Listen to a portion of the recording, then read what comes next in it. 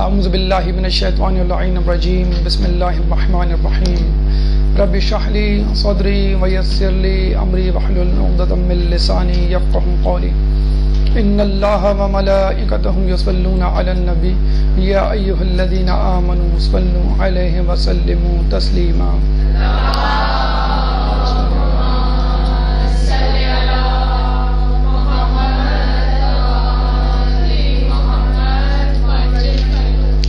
ماہ رجب کی بابرکت ساعتیں ہمارے ساتھ رواں دواں ہیں، اور ان ساعتوں میں جیسا کہ آپ کو معلوم ہے بہت زیادہ خوشی کے ایام اور نسبتیں اور واقعات شامل ہیں.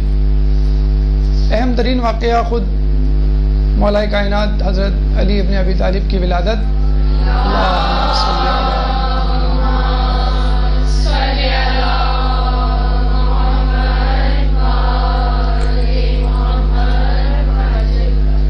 جس کے حوالے سے ہم نے گفتگو پچھلی نشست میں کی تھی، اور وہاں پہ آپ کو یاد ہوگا کہ ہم نے علی کے گہوارے کے واقعے کے حوالے سے یہ کہا تھا کہ علی نے شجاعت کا امتحان گہوارے میں یعنی جھولے میں پاس کر لیا، تو علی جب جوان ہوگا تو کیا کارنامے انجام دے گا.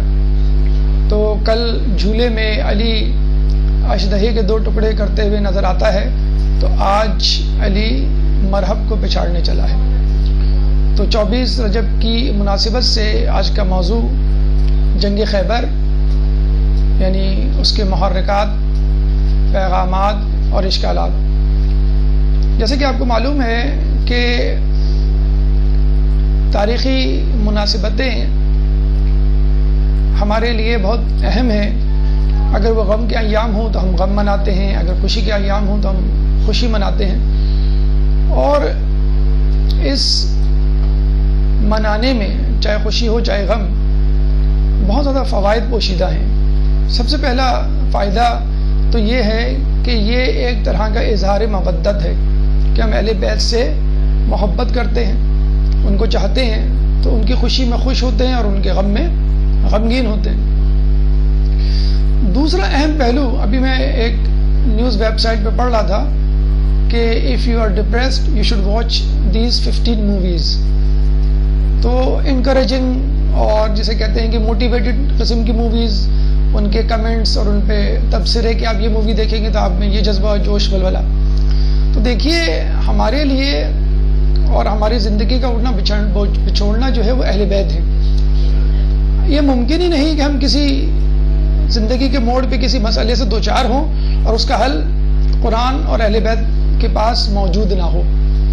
تو ایک آدمی ویسی پریشانی میں مبتلا اور اس کو ایک مزید گناہ میں مبتلا کر کے یا ایک اور اس کی پریشانی میں اضافہ کریں. لیکن یہ حقیقت ہے، آپ اور ہم بہت خوش نصیب ہیں کہ ہمیں اہل بیت کی دولت میسر ہے. تو قرآن تو چلے ٹھیک ہے، ایک ڈاکیومنٹیشن ہے مسائل کے حل کے حوالے سے، لیکن اس کو پریکٹیکل کوئی کر کے جب نہ دکھائے ہم کیسے سمجھ میں آئے گا ہم کو. تو ہم بہت خوش قسمت ہیں کہ ہمیں معصومین کی صورت میں ایک ایسی وافر مقدار میں شخصیتوں کی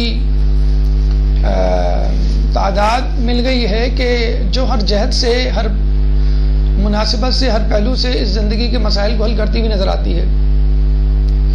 تو یہ بدنصیبی ہے اس دور کے لوگوں کی کہ آج کل کا نوجوان، آج کل کی عورت، آج کل کا بچہ جو ہے اپنے مسائل کے حل کے لیے موویز کی طرف دیکھتا ہے، ڈراموں کی طرف دیکھتا ہے، ٹاک شوز کی طرف دیکھتا ہے، مارننگ شوز کی طرف دیکھتا ہے، late night shows, documentaries, advertisement وغیرہ وغیرہ.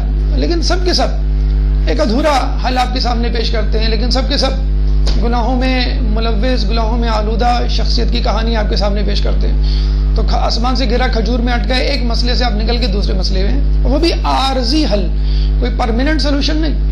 اور اگر حل نہیں ہو سکا تو یہ آپ کی بدنصیبی. ہمارے یہاں تو یہ ہے کہ اگر حل نہیں ہو سکا مسئلہ اسلام کی تعلیمات پر عمل کر کے، تو بھی آخرت میں تو کم از کم ہمیں اس کا فائدہ ملے گا.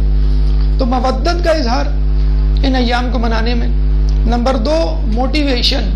جب آپ ڈپریس ہوں، جب آپ فرسٹریٹڈ ہوں، جب آپ پریشان ہوں، تو اہل بیت کی سیرت کا مطالعہ کر لیجئے، آپ بالکل ریفریش، ریفربشڈ اور ایک نئے انسان کی صورت میں اپنے آپ کو پاتے ہیں. تیسرا اہم نقطہ یہ ہے کہ پیغامات. ولادت علی فقط ایک ولادت تھی، چند معجزات تھے، لیکن آپ نے دیکھا کہ اس میں کتنے زیادہ پیغامات پوشیدہ تھے عقائد کے اعتبار سے، اخلاقیات کے اعتبار سے. تو آج آپ دیکھیے گا کہ کتنے زیادہ پیغامات پوشیدہ ہیں جنگ خیبر میں. ہم تو یہ سمجھتے ہیں سرسری انداز سے موضوع کو سننے کے بعد کہ اس میں بس جنگی پہلو ہوں گے، تلوار زنی ہوگی، تیر اندازی ہوگی، دشمن کو کیسے زیر کرنا ہے، اپنی طاقت کو کیسے استعمال کرنا ہے، سازشیں ہوں گی، ٹیکنیکس ہوں گی وغیرہ وغیرہ. لیکن نہیں، اہل بیت جہاں جاتے ہیں، چاہے وہ جنگ کا میدان ہو، چاہے وہ امن کا محلہ، اہل بیت اپنے ساتھ پورا کا پورا اسلام لے کر جاتے ہیں. یہ نہیں کہ بھائی جنگ ہے تو بھائی سب کچھ جائز ہے، جیسے کہا جاتا ہے جنگ محبت میں سب کچھ جائز ہوتا ہے. تو ایسا نہیں ہے کہ بس جنگ ہے تو بس اسلام کو بالائے طاق رکھ دیں، یا چھٹیاں ہیں، ہم یہ نہیں کہتے ہیں کہ بھائی چھٹیاں ہیں اب تو انجوائے کرنے دیں، ویکینڈ ہے یا عید کا دن ہے، شادی بیاہ میں تو چلتا ہے، برتھ ڈے میں تو ایسا ہوتا ہے وغیرہ وغیرہ. جس طرح ہم کہتے ہیں نا کہ بس مصلی تک اور امام بارگاہ تک، ہماری مسجد تک ہماری شریعت ہے اور اس کے بعد ہم آزاد ہیں. تو اہل بیت تو آپ دیکھیے گا کہ جنگ ہو، خوشی کا موقع ہو، غم کا موقع ہو، امن کے ایام ہو، اسلام پر چلتے پھرتے قرآن بس ہمیں نظر آتے ہیں. تو مودت کا اظہار ہے، موٹیویشن حاصل کرنے کا ایک ذریعہ ہے. اس کے بعد پیغامات ہیں. نمبر 4 سب سے اہم بات جو ان ایام کو منانے سے اور ان ایام میں سیرت اہل بیت کا مطالعہ کرنے سے، تذکرہ سننے سے ہوتی ہے، وہ یہ ہے اشکالات کا رفع. اب وہ زمانہ ہے، ہمارے چھٹے امام امام جعفر صادق علیہ السلام فرماتے ہیں اللہم صلی علی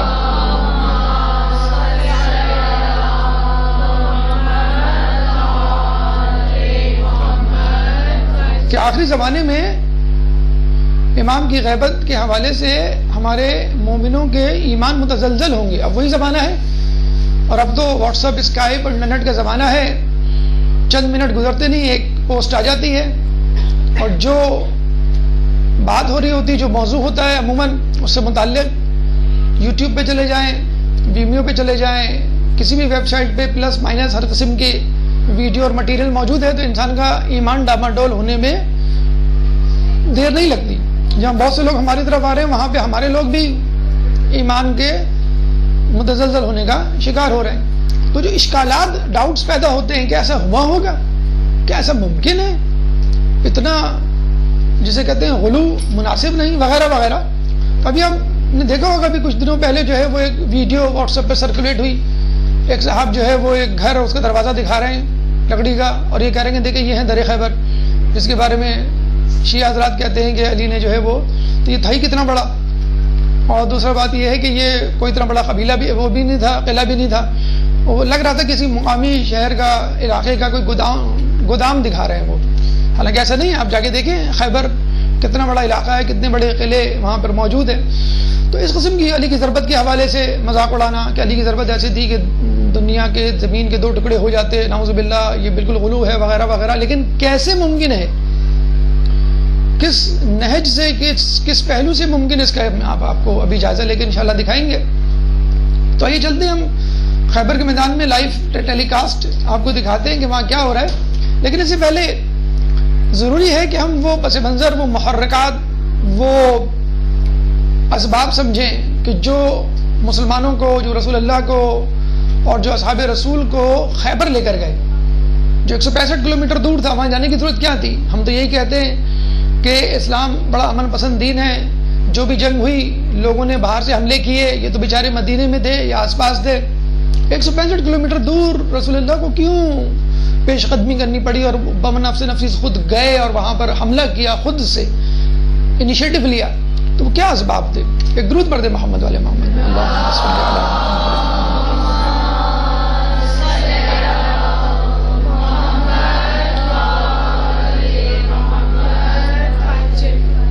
دیکھیے غور سے سنیے گا کہ رسول اللہ نے جب مکے سے مدینہ ہجرت کی تو وہاں پہ کیا سیٹ اپ تھا، وہاں پہ کیا سینیریو تھا، وہاں پہ کیا ماحول تھا. یہ حقیقت ہے کہ رسول اللہ کی ہارڈ شپس اور جو پریشانیاں تھیں، مشکلات اور آزمائش تھی، وہ مکے میں کافی حد تک ہجرت کرنے کے بعد مکے میں وہ چھوڑ کے آ گئے تھے. سمجھ لیجئے کافی حد تک ان کی پریشانیاں، مصیبتیں کم ہو گئی تھیں. یوں کہہ لیجئے آپ مدینے آ کے سکون کا سانس لیا، دم میں دم آیا، اور مسلمانوں نے سوچنا شروع کیا اب ہمیں کیسے اپنے دین کو پھیلانا ہے، اس کی ترویج تبلیغ کیسے کرنی ہے. اب آپ سینیریو دیکھیں، مدینے کا تھا کیا؟ آپ کو معلوم ہوگا بیعت عقبہ اول بیعت عقبہ ثانی ہوئی تھی، جس کے نتیجے میں 15 اس کے بعد 75 لوگ ایمان لائے. پھر رسول اللہ کو آئیڈیا دیا گیا کہ بھئی آپ مدینے آئیں اور وہاں پہ آپ کو بہت جسے کہتے ہیں ہوم کراؤڈ ملے گا اور بہترین طریقے سے اسلام کی وہاں پہ ترقی ہوگی. تو حضرت عباس نے منع بھی کیا اور کہا کہ آپ مکے میں تو محفوظ ہے نہیں، آپ وہاں جا کے کیا محفوظ اجنبی علاقے میں. تو ان لوگوں نے باقاعدہ اس پہ بیعت کی، اللہ کی وحدانیت پہ بیعت کی، رسول اللہ کی رسالت پہ بیعت کی، اور پھر اپنی جان دینے پہ بیعت کی کہ پہلے ہم قتل ہوں گے پھر آپ کی باری آئے گی. تو رسول اللہ ان کی عقید دہانی پہ چلے گئے. جب وہاں کے سینیریو سنیے، یہاں یہ سوال سب سے پہلے آپ کے ذہن میں پیدا ہونا چاہیے کہ یہودی کر کیا رہے تھے؟ What the hell they were doing there؟ مدینے میں ان کا کیا کام؟ ٹھیک ہے ابھی وہ کہیں اور نظر آتے ہیں، امریکہ، یورپ اور اسرائیل میں، لیکن مدینے میں یہودیوں کا کیا کام؟ اچھا کرسچنز بھی تھے، بہت زیادہ نہیں تھے، لیکن کم از کم اس کے قریبی علاقوں میں نجران میں تو تھے. تو پھر وہی بات کہ عیسائی وہاں پہ کیا کر رہے تھے؟ عیسائیوں کا وہاں پہ کیا کام؟ بہت بڑا کام. عیسائی اور یہودی وہی کر رہے تھے جو ہم اس وقت کر رہے ہیں. کون؟ مسلمان، خصوصاً اہل بیت کے ماننے والے امام زمانہ کا انتظار. وہ آخری نبی کا انتظار کر رہے تھے. ان کی کتاب توریت میں، ان کی کتاب زبور میں، انجیل میں یہ لکھ دیا گیا تھا کہ ایک نبی آئے گا جو عرب علاقے میں اس کا ظہور ہوگا اور وہ مدینے میں ایک حکومت بنائے گا، مدینے میں جو ہے وہ قیام کرے گا. تو یہ یہودی یہاں پر آ گئے، عیسائی بھی آ گئے کہ دیکھیں بھئی یہاں پر وہ آخری نبی آنے والا ہے، لیکن اپنے ذہن میں مبتلا تھے کہ ہم چونکہ اللہ کی فیوریٹ قوم ہے. یعنی یہودیوں نے کہا نبی ہمارے میں سے ہونا چاہیے، عیسائیوں نے کہا نہیں نبی ہمارے میں سے ہونا چاہیے. جب رسول اللہ ہجرت کر کے مدینے آتے ہیں اور ان کی شخصیت، ان کی زندگی، ان کے روب و دبدبے اور نشست و برخاست سے یہ پہچان لیتے ہیں کہ یہ واقعی وہی نبی ہے. قرآن میں ہے نا کہ یہ تم کو اس طرح پہچانتے ہیں جیسے اپنی اولادوں کو پہچانتے ہیں. پہچان تو گئے لیکن دل میں حسد کی آگ بھڑک اٹھی کہ نبی ہماری قوم سے کیوں نہیں، عربوں سے کیوں؟ ادھر عیسائی بھڑک اٹھے کہ نبی ہماری قوم سے کیوں نہیں، کسی غیر قوم سے کیوں؟ اب دونوں کی قوموں کی دلوں میں جو ہے وہ حسد کی آگ، ایمان نہیں لائے. اسی نبی جس کا انتظار کر رہے تھے اسی کو پھر قتل کرنے کے در پہ ہو گئے. تو مائنڈ اٹ ویل، جو لوگ امام کا انتظار کر رہے ہیں وہ یہ نہ سمجھیں کہ امام آئیں گے تو بس ہم ان کے ساتھ شامل ہو کے، ہو سکتا ہے وہ آپ کو کچھ بھی نہ دیں. جو آپ سمجھ رہے ہیں نا کہ مجھے فلاں کی کمنڈری مل جائے گی، بڑا مقام مرتبہ ملے گا اور مجھے سلانگوں پہ بٹھایا جائے گا، ہم تو علی کے ماننے والے، اہل بیت کے چاہنے والے ہیں. ہو سکتا ہے آپ کو کچھ بھی نہ ملے، صرف سختیاں ملے. ہو سکتا ہے پھر آپ یہود و نصارہ کی طرح کہیں کہ بھئی ہمیں تو کچھ نہیں ملا، غیروں کو تو آپ نے بہت نواز دیا. تو یہودی ناراض ہو گئے، عیسائی ناراض ہو گئے. اب سنیے، انصار جو مدینے کے رہنے والے تھے، مشرکین تھے، وہ بھی رسول اللہ کی تعلیمات سنی تو وہ ایمان لے آئے اور ماشاءاللہ غائبانہ طور پہ ان کی محبت میں گرفتار ہو گئے. اور جب رسول آئے تو آپ نے دیکھا ہوگا کہ جیسے کیسی بچیاں دف بجاتے ہوئے ان کا انتظار کر رہی ہیں اور لوگ جو ہیں وہ ہار پھول لے کے کھڑے ہوئے ہیں. بالکل جسے کہتے ہیں کہ یوں سمجھ لیے مکے کی فصل رسول اللہ نے مدینے میں جا کے کاٹی. جب رسول اللہ اندر آئے تو اس میں وہاں پہ کیا بحث چل رہی تھی یہ بھی سنیے. تینوں گروہ یہودی، عیسائی اور انصار، مقامی افراد اکثر آپس میں لڑتے رہتے تھے. یہودی سب سے ریچسٹ قوم تھی، متمول اور سب سے ایجوکیٹڈ قوم تھی. کیوں؟ صاحب کتاب تھے. جب صاحب کتاب تھے تو ان کو لکھنا پڑھنا آتا تھا، ان لوگوں کو نہیں آتا تھا. انصار مدینے والوں کو، عیسائی بھی کسی حد تک پڑھے لکھے تھے، صاحب کتاب تو تھے. اچھا، یہ دونوں قومیں فخر کرتی تھیں. اور یہ جو مدینے میں رہنے والے انصار تھے یہ بیچارے بت پرست تھے اور پڑھنا لکھنا بھی نہیں جانتے تھے، غریب بھی تھے. ان کی مثال بالکل ایسے تھی جیسے آج کل ساؤتھ افریقہ میں انڈینز چھائے ہوئے ہیں، غیر ملکی ہیں لیکن ان کے بزنس پہ انڈینز کا قبضہ ہے. تو سعودی اور عیسائی، سعودی یہودی منہ سے نکل ہی آتا ہے، ایک جیسے الفاظ ہیں. یہودی اور عیسائی وہاں پہ مدینے میں موجود تھے اور پہلے ہی سے انصار سے نفرت کرتے تھے. انصار نے رسول اللہ کو ویلکم کیا، ان کو لیڈر مل گیا، ان کو نبی مل گیا تو اور جلنے لگے. اچھا، وہاں پہ یہ ڈیسیجن لیا جا رہا تھا کہ ہم آپس میں لڑ رہے ہیں تو ہم کیوں نہ یونانیمسلی آن بورڈ ایک لیڈر منتخب کر لیں جو ہم کو گائیڈ کرے اور ہمارے مسئلے کو حل کرے. اور آپ کی حیرت کی انتہا نہیں ہوگی جب آپ کو معلوم چلے گا کہ ان تینوں میں آپ کو معلوم ہے کون لیڈر بن گیا تھا. اعلان ہونا باقی تھا. عبداللہ بن ابی. جو منافقوں کا سردار تھا، اس کو چن لیا گیا تھا، انصار میں سے تھا، اور وہ تینوں کو لیڈر بننا تھا. اس کا اعلان ہونا باقی تھا، اعلان ہونا باقی تھا. رسول اللہ آئے تو لوگوں نے کہا کہ بھائی رسول اللہ از دا بیسٹ کینڈیڈیٹ، کیونکہ یہ باہر کے ہیں، نبوت کا دعویٰ بھی ہے. چلیں اگر عیسائی اور یہودی نہ بھی مانے کوئی بات نہیں، لیکن بہرحال اخلاق میں تو نبی جیسے ہی ہیں. ہم تو نبی مانتے ہیں، وہ لوگ مانتے ہو نہ مانتے ہو، اور یہ غیر ملکی یعنی غیر مدنی ہیں، باہر کے ہیں، تو یہ فیصلہ صحیح کریں گے.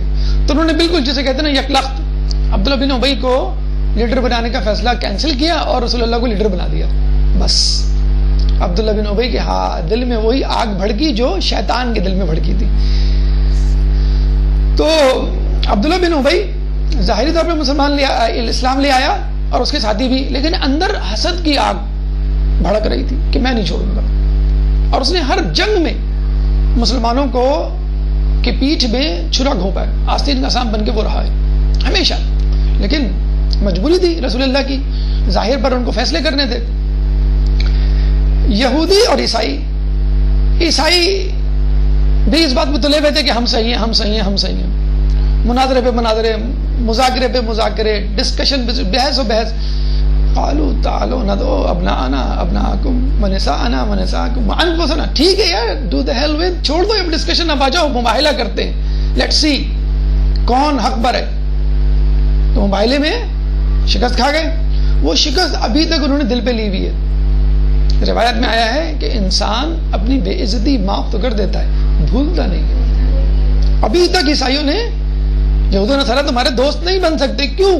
مباہلے کی شکست، اور ایسی شکست الہی شکست اللہ ڈکلیئر کر رہا ہے کہ علی الکاذبین لعنت اللہ علی الکاذبین. عیسائی دیکھ لیا آپ نے، ان کی دشمنی مسلمانوں سے کیوں کر ممکن ہوئی؟ مباہلے کی وجہ سے. یہودیوں نے کہا کہ نہیں، ہم مباہلہ کچھ نہیں کریں گے، ہم تو پریکٹیکل بلیو کرتے ہیں، دو ہاتھ کر لو ہم سے، ہم تو تمہیں نہیں چھوڑیں گے، اور let's have a fight, let's have a duel, کہ آؤ لڑ لیں، ہم دیکھ لیں کس میں کتنا دم ہے. تو یہ پہلے تو سازشیں کرتے رہے بزدلوں کی طرح. پھر جب ان پہ شب خون مارا گیا، یعنی رسول اللہ نے اور اصحاب نے وہاں پہ چھاپا مارا خیبر میں جا کے، تو انہوں نے کہا ٹھیک ہے، ہم پوری جمع پونجی، پوری طاقت جو ہے لگا دیں گے اور دکھا دیں گے، کیونکہ یہ فائنل بیٹل ہے، فائنل ورڈکٹ ہوگا پوری دنیا کے لیے قیامت تک کون حق پر ہے.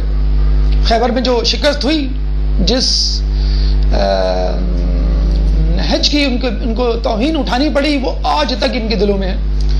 اس لیے یہودی آج تک مسلمانوں سے منافرت اور نفرت رکھتے ہیں. یہود و نصارہ کی دشمنیاں آپ نے دیکھ لی. اب آ جائیے وہ لوگ جو منافق تھے، بظاہر اسلام لے آئے تھے، انہوں نے کیوں نہیں مانا؟ کہ کیونکہ ہماری لیڈر عبداللہ بن ابی کو نہیں بنایا. اب آئیے، اب آپ نے دیکھ لیا ان تینوں گروپس کی مسلمانوں سے دشمنی کیوں تھی. انصار میں دو گروپ کہہ لیں ہم، ایک تو وہ جو رسول اللہ پہ ایمان لے آئے، ایک وہ منافقین جو لائے تو ایمان لیکن اندر سے ٹھیک. اچھا، اب یہاں پہ تھوڑا سا نا غور کیجئے اور لوگوں کو بتلائیے کہ ہم علی اتنا کرتے کیوں ہیں. رسول اللہ کے کتنے دشمن تھے؟ تین گروپس. انصار کے منافقین، یہودی، عیسائی، اور اگر چوتھا گروپ لے لیں خارجی، کون سا؟ مکے والا، مشرکین مکہ. اب علی اور اہل بیت کی قربانیاں دیکھ لیے ان چار دشمنوں سے لڑنے کے لیے. مشرکین مکہ سے جتنی بھی جنگیں ہوئی، احد، بدر، خندق، پوری لے لیں آپ، 80 سے زیادہ جو غزوات ہیں، ان تمام میں مین آف دا میچ کون رہا؟ بدر میں 70 مارے گئے، 35 علی نے مارے، 35 جو مارے گئے اس میں بھی ہیلپ کی علی نے. احد میں لا سیف لا فتح الا علی، لا سیف آسمان سے تلوار. خندق میں عمر بن عبد الود. یہ بس 3-4 حصے، پھر آپ الی آخر چلتے چلے جائیے. آپ مشرکین مکہ کی آنکھوں میں کون کھٹک رہا تھا؟ علی. عبداللہ بن ابی، اس نے کہا کہ یہ تو میری ٹرن لے گئے رسول، اس کے بعد ان کا جانشین علی ان کی ٹرن لے لے گا، میرا تو نمبر ہی نہیں آنا ہے. تو یہ ان کا وہ تھا. اچھا، اتنی بہتات تھی کہ یہ باہر سے تو ایمان لائے ہوئے تھے، اندر سے نہیں. تو صحابہ نے کہا کہ بھئی ہم کیسے پہچانیں؟ مشرکین مکہ تو اعلان کہتے تھے کہ ہاں ہم ہیں مشرک، ہاں ہیں ہم بت پرست، کر لو جو کرنا ہے. اور منافقین تو کہتے نہیں، ان اللہ معنا. اور جب شیطانوں سے اپنے دوستوں سے ملتے تھے کہ ہم تمہارے ساتھ ہیں اور ہم ان کے ساتھ جو ہے وہ ٹھٹا کر رہے ہیں, مذاق کر رہے ہیں. اللہ یستہزئ, اللہ ان سے مذاق کر رہا ہے, وہ نہیں اللہ سے مذاق کر رہا ہے. رسول پوچھا ہم کیسے ڈسٹنگوش کریں, کیسے معیار قائم کریں کہ کون منافق ہے کون مومن؟ تو رسول نے کیا کہا؟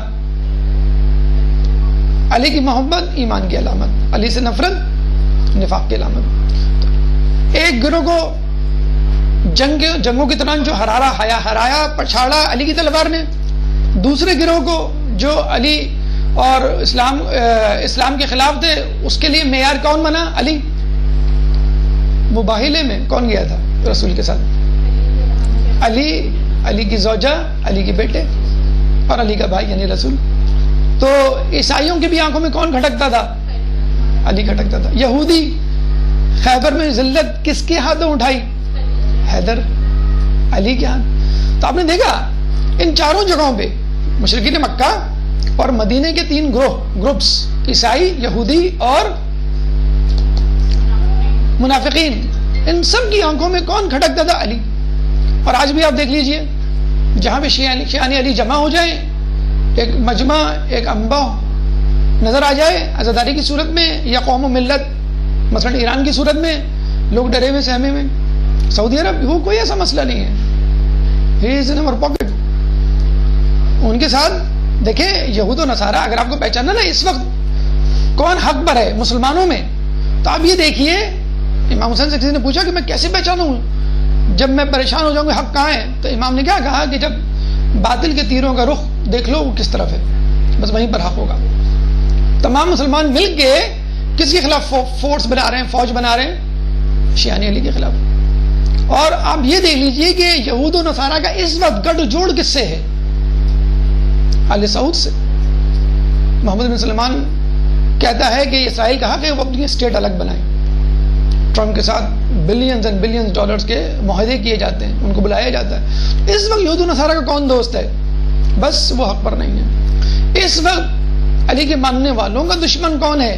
بس اب وہ حق پر نہیں ہے. تو آپ نے دیکھا کہ یہود, نصارہ, منافقین کس طرح دشمن تھے, کس طرح دشمنیاں نبھائیں اور ان کی دشمنیوں کس طرح بے نقاب کیا اور ان کی دشمنیوں کو کس طرح دیوار سے لگایا علی نے. اب آپ دیکھیے جب ان کی ریشہ دوانیاں بہت بڑھ گئیں, احد ہو کہ بدر ہو کہ خندق ہو, احزاب ہو, تمام جنگوں میں بعد میں پتہ چلتا تھا جنگ ہونے کے بعد کہ بھئی یہودیوں نے اسلحہ سپلائی کیا تھا, یہودیوں نے جو ہے وہ مخبری کی تھی. تو رسول اللہ نے 1 نہیں 2 نہیں 3 نہیں تقریباً ہر جنگ میں یہی ہونے لگا. اور اس کے علاوہ بھی پتہ چلا کہ بھئی یہ ہمارے خلاف سازشیں کر رہے ہیں. تو رسول اللہ نے ان کو نکال دیا, جلا وطن کر دیا کہ اب آپ یہاں سے چلے جائیں, آپ کو حق حاصل نہیں ہے. عبد المطلب نے, بنی ہاشم نے کس کو نکالا تھا مکے سے باہر؟ بنو امیہ کو. 10 سال تک شام بدر کر دیا تھا کہ تم اس قابل نہیں ہو کہ اس مکے میں اس سرزمین پہ رہو. وہی بنو امیہ بعد میں مسلط ہوئی, لوگوں کو پتہ بھی نہیں چلا, لوگوں نے خیال بھی نہیں کیا یہ وہی لوگ تھے جن کو نکالا گیا تھا, اور تمام مکے والوں نے مل کر نکالا تھا کہ اس قابل نہیں کہ یہاں پہ رہے. تو رسول نے یہودیوں کو نکالا, نکل جاؤ. کچھ شام چلے گئے, کچھ فلسطین چلے گئے, کچھ مدینہ سے نکل کر 165 کلومیٹر دور ایک اونچی جگہ تھی, نخلستان تھا, وہاں پہ جا کے بیٹھ گئے. لیکن وہاں پر بیٹھ کر, خیبر جسے کہتے ہیں, وہاں پہ بیٹھ کے مسلمانوں کے خلاف سازشیں کرتے تھے, مسلسل سازشیں کرتے تھے. ایک اسی کہتے ہیں کہ سازشوں کا اڈا, مرکز انتشار, مرکز نفرت, وہ وہاں پہ بیٹھ گیا تھا. مرکز اسلام کے خلاف ایک مرکز بن گیا تھا وہ. اچھا چلیں آپ دل کے پھپولے نکالیں, ایک دوسرے کے ساتھ مل کر دوسرے کی اسلام کی اور مسلمانوں کی خلاف برائیاں کریں, یہاں تو ٹھیک ہے. لیکن پھر وہ باقاعدہ طور پہ اجتماعات منعقد کرتے تھے, جیسے UNO اور نیٹو وغیرہ کے اجلاس ہوتے ہیں, سب مسلمانوں کے خلاف ہی ہو رہے ہوتے. تو اجلاس منعقد ہوتے تھے, کبھی خیبر کے اندر اور کبھی خیبر کے باہر. اس کی بھی رپورٹ رسول اللہ کو ملنے شروع ہو گئی. پہلے تو نمبر 1 خیبر اڈا بن گیا, اماجکا بن گیا سازشوں کی مسلمانوں کے خلاف. نمبر 2 اجتماعات منظم کروانا, آرگنائز کروانا اجتماعات مسلمانوں کے خلاف. نمبر 3 جنگوں میں پریکٹیکل, عملی, مالی امداد فراہم کرنا. احزاب میں ہتھیار, خوراک باقاعدہ یہودی نے فراہم کی, یہ ایک ثبوت. اور پھر سب سے آخر میں قبیلوں کو ابھارنا، اکسانا، ٹمپٹیٹ کرنا، ان کو ترغیب دینا کہ تم لوگ مسلمانوں کے خلاف کیوں نہیں لڑتے، لڑو ہم تمہیں ساتھ دیں گے. بنی غطفان ایک قبیلہ تھا مکے میں، بہت مشہور، بہت بڑا، بہت طاقتور. تو ان کی ان سے بڑی اچھی انڈرسٹینڈنگ تھی کہ ہم تمہیں پیسے دیں گے، ہم تمہیں خوراک دیں گے، ہم تمہیں مویشی دیں گے، ہم تمہیں ہتھیار دیں گے، ہم تمہیں افرادی قوت فراہم کریں گے، تم جاؤ لڑو مسلمانوں کے ساتھ اور ہم تمہارے پیچھے. یہی بنی غطفان قبیلہ آیا تھا خیبر کی جنگ کے موقع پر. 4000 افراد آئے تھے، باقاعدہ قلعے میں گئے بھی تھے. ابھی اس کی تفصیل آئے گی وہ کیسے واپس بھاگے. تو سازشوں کی آماجگاہ، اجتماعات کا انعقاد، عملی امداد اور قبیلوں کو اکسانا مسلمانوں کے خلاف، یہ شواہد کافی تھے اسٹینڈ لینے کے لیے رسول اللہ. لیکن جیسا کہ آپ کو معلوم ہے اسلام ایک امن پسند مذہب ہے. رسول اللہ نے بہت تحمل سے کام کیا کہ شاید اب سدھر جائیں، اب سدھر جائیں، اب سدھر جائیں. لیکن وہ رسول ہی کیا جو زمینی حقائق پر فیصلہ کرے. رسول تو وہ ہوتا ہے جو آسمانی حقائق کو دیکھے، گراؤنڈ ریئلٹی کو نہیں، اسکائی ریئلٹی کو. وما ينطق عن الهوى ان هو الا وحی یوحى، کہ وہ تو کچھ کہتا ہی نہیں سوائے اس کے کہ جو وحی کی جائے. جب کہتا نہیں اللہ کی مرضی کے بغیر تو وہ کرے گا کیوں؟ اللہ کی مرضی کے بغیر یا اپنی مرضی سے. وَأَثَابَهُمْ فَتْحٌ قَرِيب، اور ہم تمہیں اس کے بدلے میں ایک ان قریب فتح کی خوشخبری دیتے ہیں. سورہ فتح آیت نمبر 18. کس کے بدلے میں؟ صلح حدیبیہ کے موقع پر جو مسلمانوں کو ہزیمت، ایمبیرسمنٹ ہوئی تھی. مسلمان اس سال چلے جائیں گے، اگلے سال حج کو آئیں گے. ہمارا کوئی آدمی مدینہ گیا تو واپس کر دیا جائے گا، مسلمانوں کو کوئی آدمی مکے آیا تو واپس نہیں کیا جائے گا. اتنی زیادہ ہیوملیٹنگ، اتنی زیادہ توہین آمیز شرائط کہ کچھ لوگوں کو رسول اللہ کی نبوت پہ شک ہونے لگا. آپ نبی ہیں؟ شور، آر یو شور؟ آپ واقعی نبی ہیں؟ اچھا ہمیں تو یقین نہیں آتا. اتنی کمزور شرائط پہ تو رسول اللہ نے کہا نہیں تم انقلاب دیکھ لو گے، اس کے کیا ہمارے فوائد ہوں گے. حتیٰ کہ بڑی اچھی مثال رسول اللہ نے دے کے سمجھائی کہ دیکھو ان کا آدمی ہمارے پاس آ گیا تو ہم سے کچھ سیکھے گا، اچھی باتیں سیکھے گا، اور جب جائے گا تو ہماری مارکیٹنگ کرے گا، ایڈورٹیزمنٹ کرے گا، ہماری باتیں بدلائے گا تو اور مسلمان ہوں گے مکے میں. ہمارے پاس رہ گیا تو ان کو پتہ کیسے چلے گا کہ ہم کیسے. اور اگر ہمارا کوئی بندہ وہاں گیا، اچھی بات ہے وہ رکھ لیں، ہمیشہ کے لیے ہمارا ایک سفیر ہوگا، ہمیشہ کے لیے ہماری گن گانے والے، ہماری تعریف کرنے والا اور ہماری باتیں کرنے والا ایک ہمیں ایک مستقل طور پہ ایک اسپیکر مل جائے گا تو بہت اچھی بات ہے. چلتا پھرتا ایک مبلغ مل جائے گا. اس طرح بہت ساری ٹیکٹکس اور مختلف پہلو سے روشن ڈالی کہ یہ ہمارے لیے بہت بہتر ہے. لیکن بہرحال ایک کمزوری تو فیل ہوتی ہے کہ آدمی جو ہے بڑے شوق و ذوق سے حج پہ آئے اور کہا جائے کہ آپ جا سکتے ہیں، آپ اگلے سال آئیے گا. اب یاد کیجئے امام حسین کو کیا ایمبیرسمنٹ ہوئی ہوگی، کتنی شرمندگی، کتنی پریشانی، کتنی مشکل سے انہوں نے احرام اتارا ہوگا، حج کو عمرے میں تبدیل کیا ہوگا.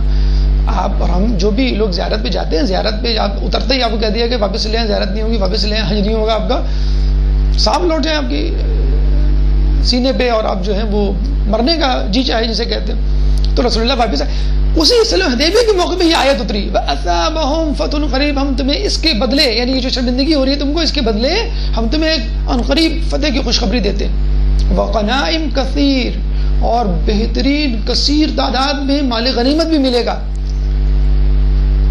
اللہ کہہ رہا ہے کہ بہت زیادہ ملے گا تو پھر کتنا زیادہ ملے گا. ایک عام آدمی کہے، ایک بچہ کہے کہ بہت بڑا پہاڑ ہے تو آدمی کہہ سکتا ہے، نیگلیکٹ کر سکتا ہے. اس کا باپ کہے بہت بڑا پہاڑ ہے تو اللہ کہہ رہا ہے کہ اتنی بڑی تمہیں دولت ملے گی تو کتنی بڑی دولت ملے گی. تو سورہ فتح کی ابتدائی 15 آیات علماء علام فرماتے ہیں یہ اسی بارے میں ہے.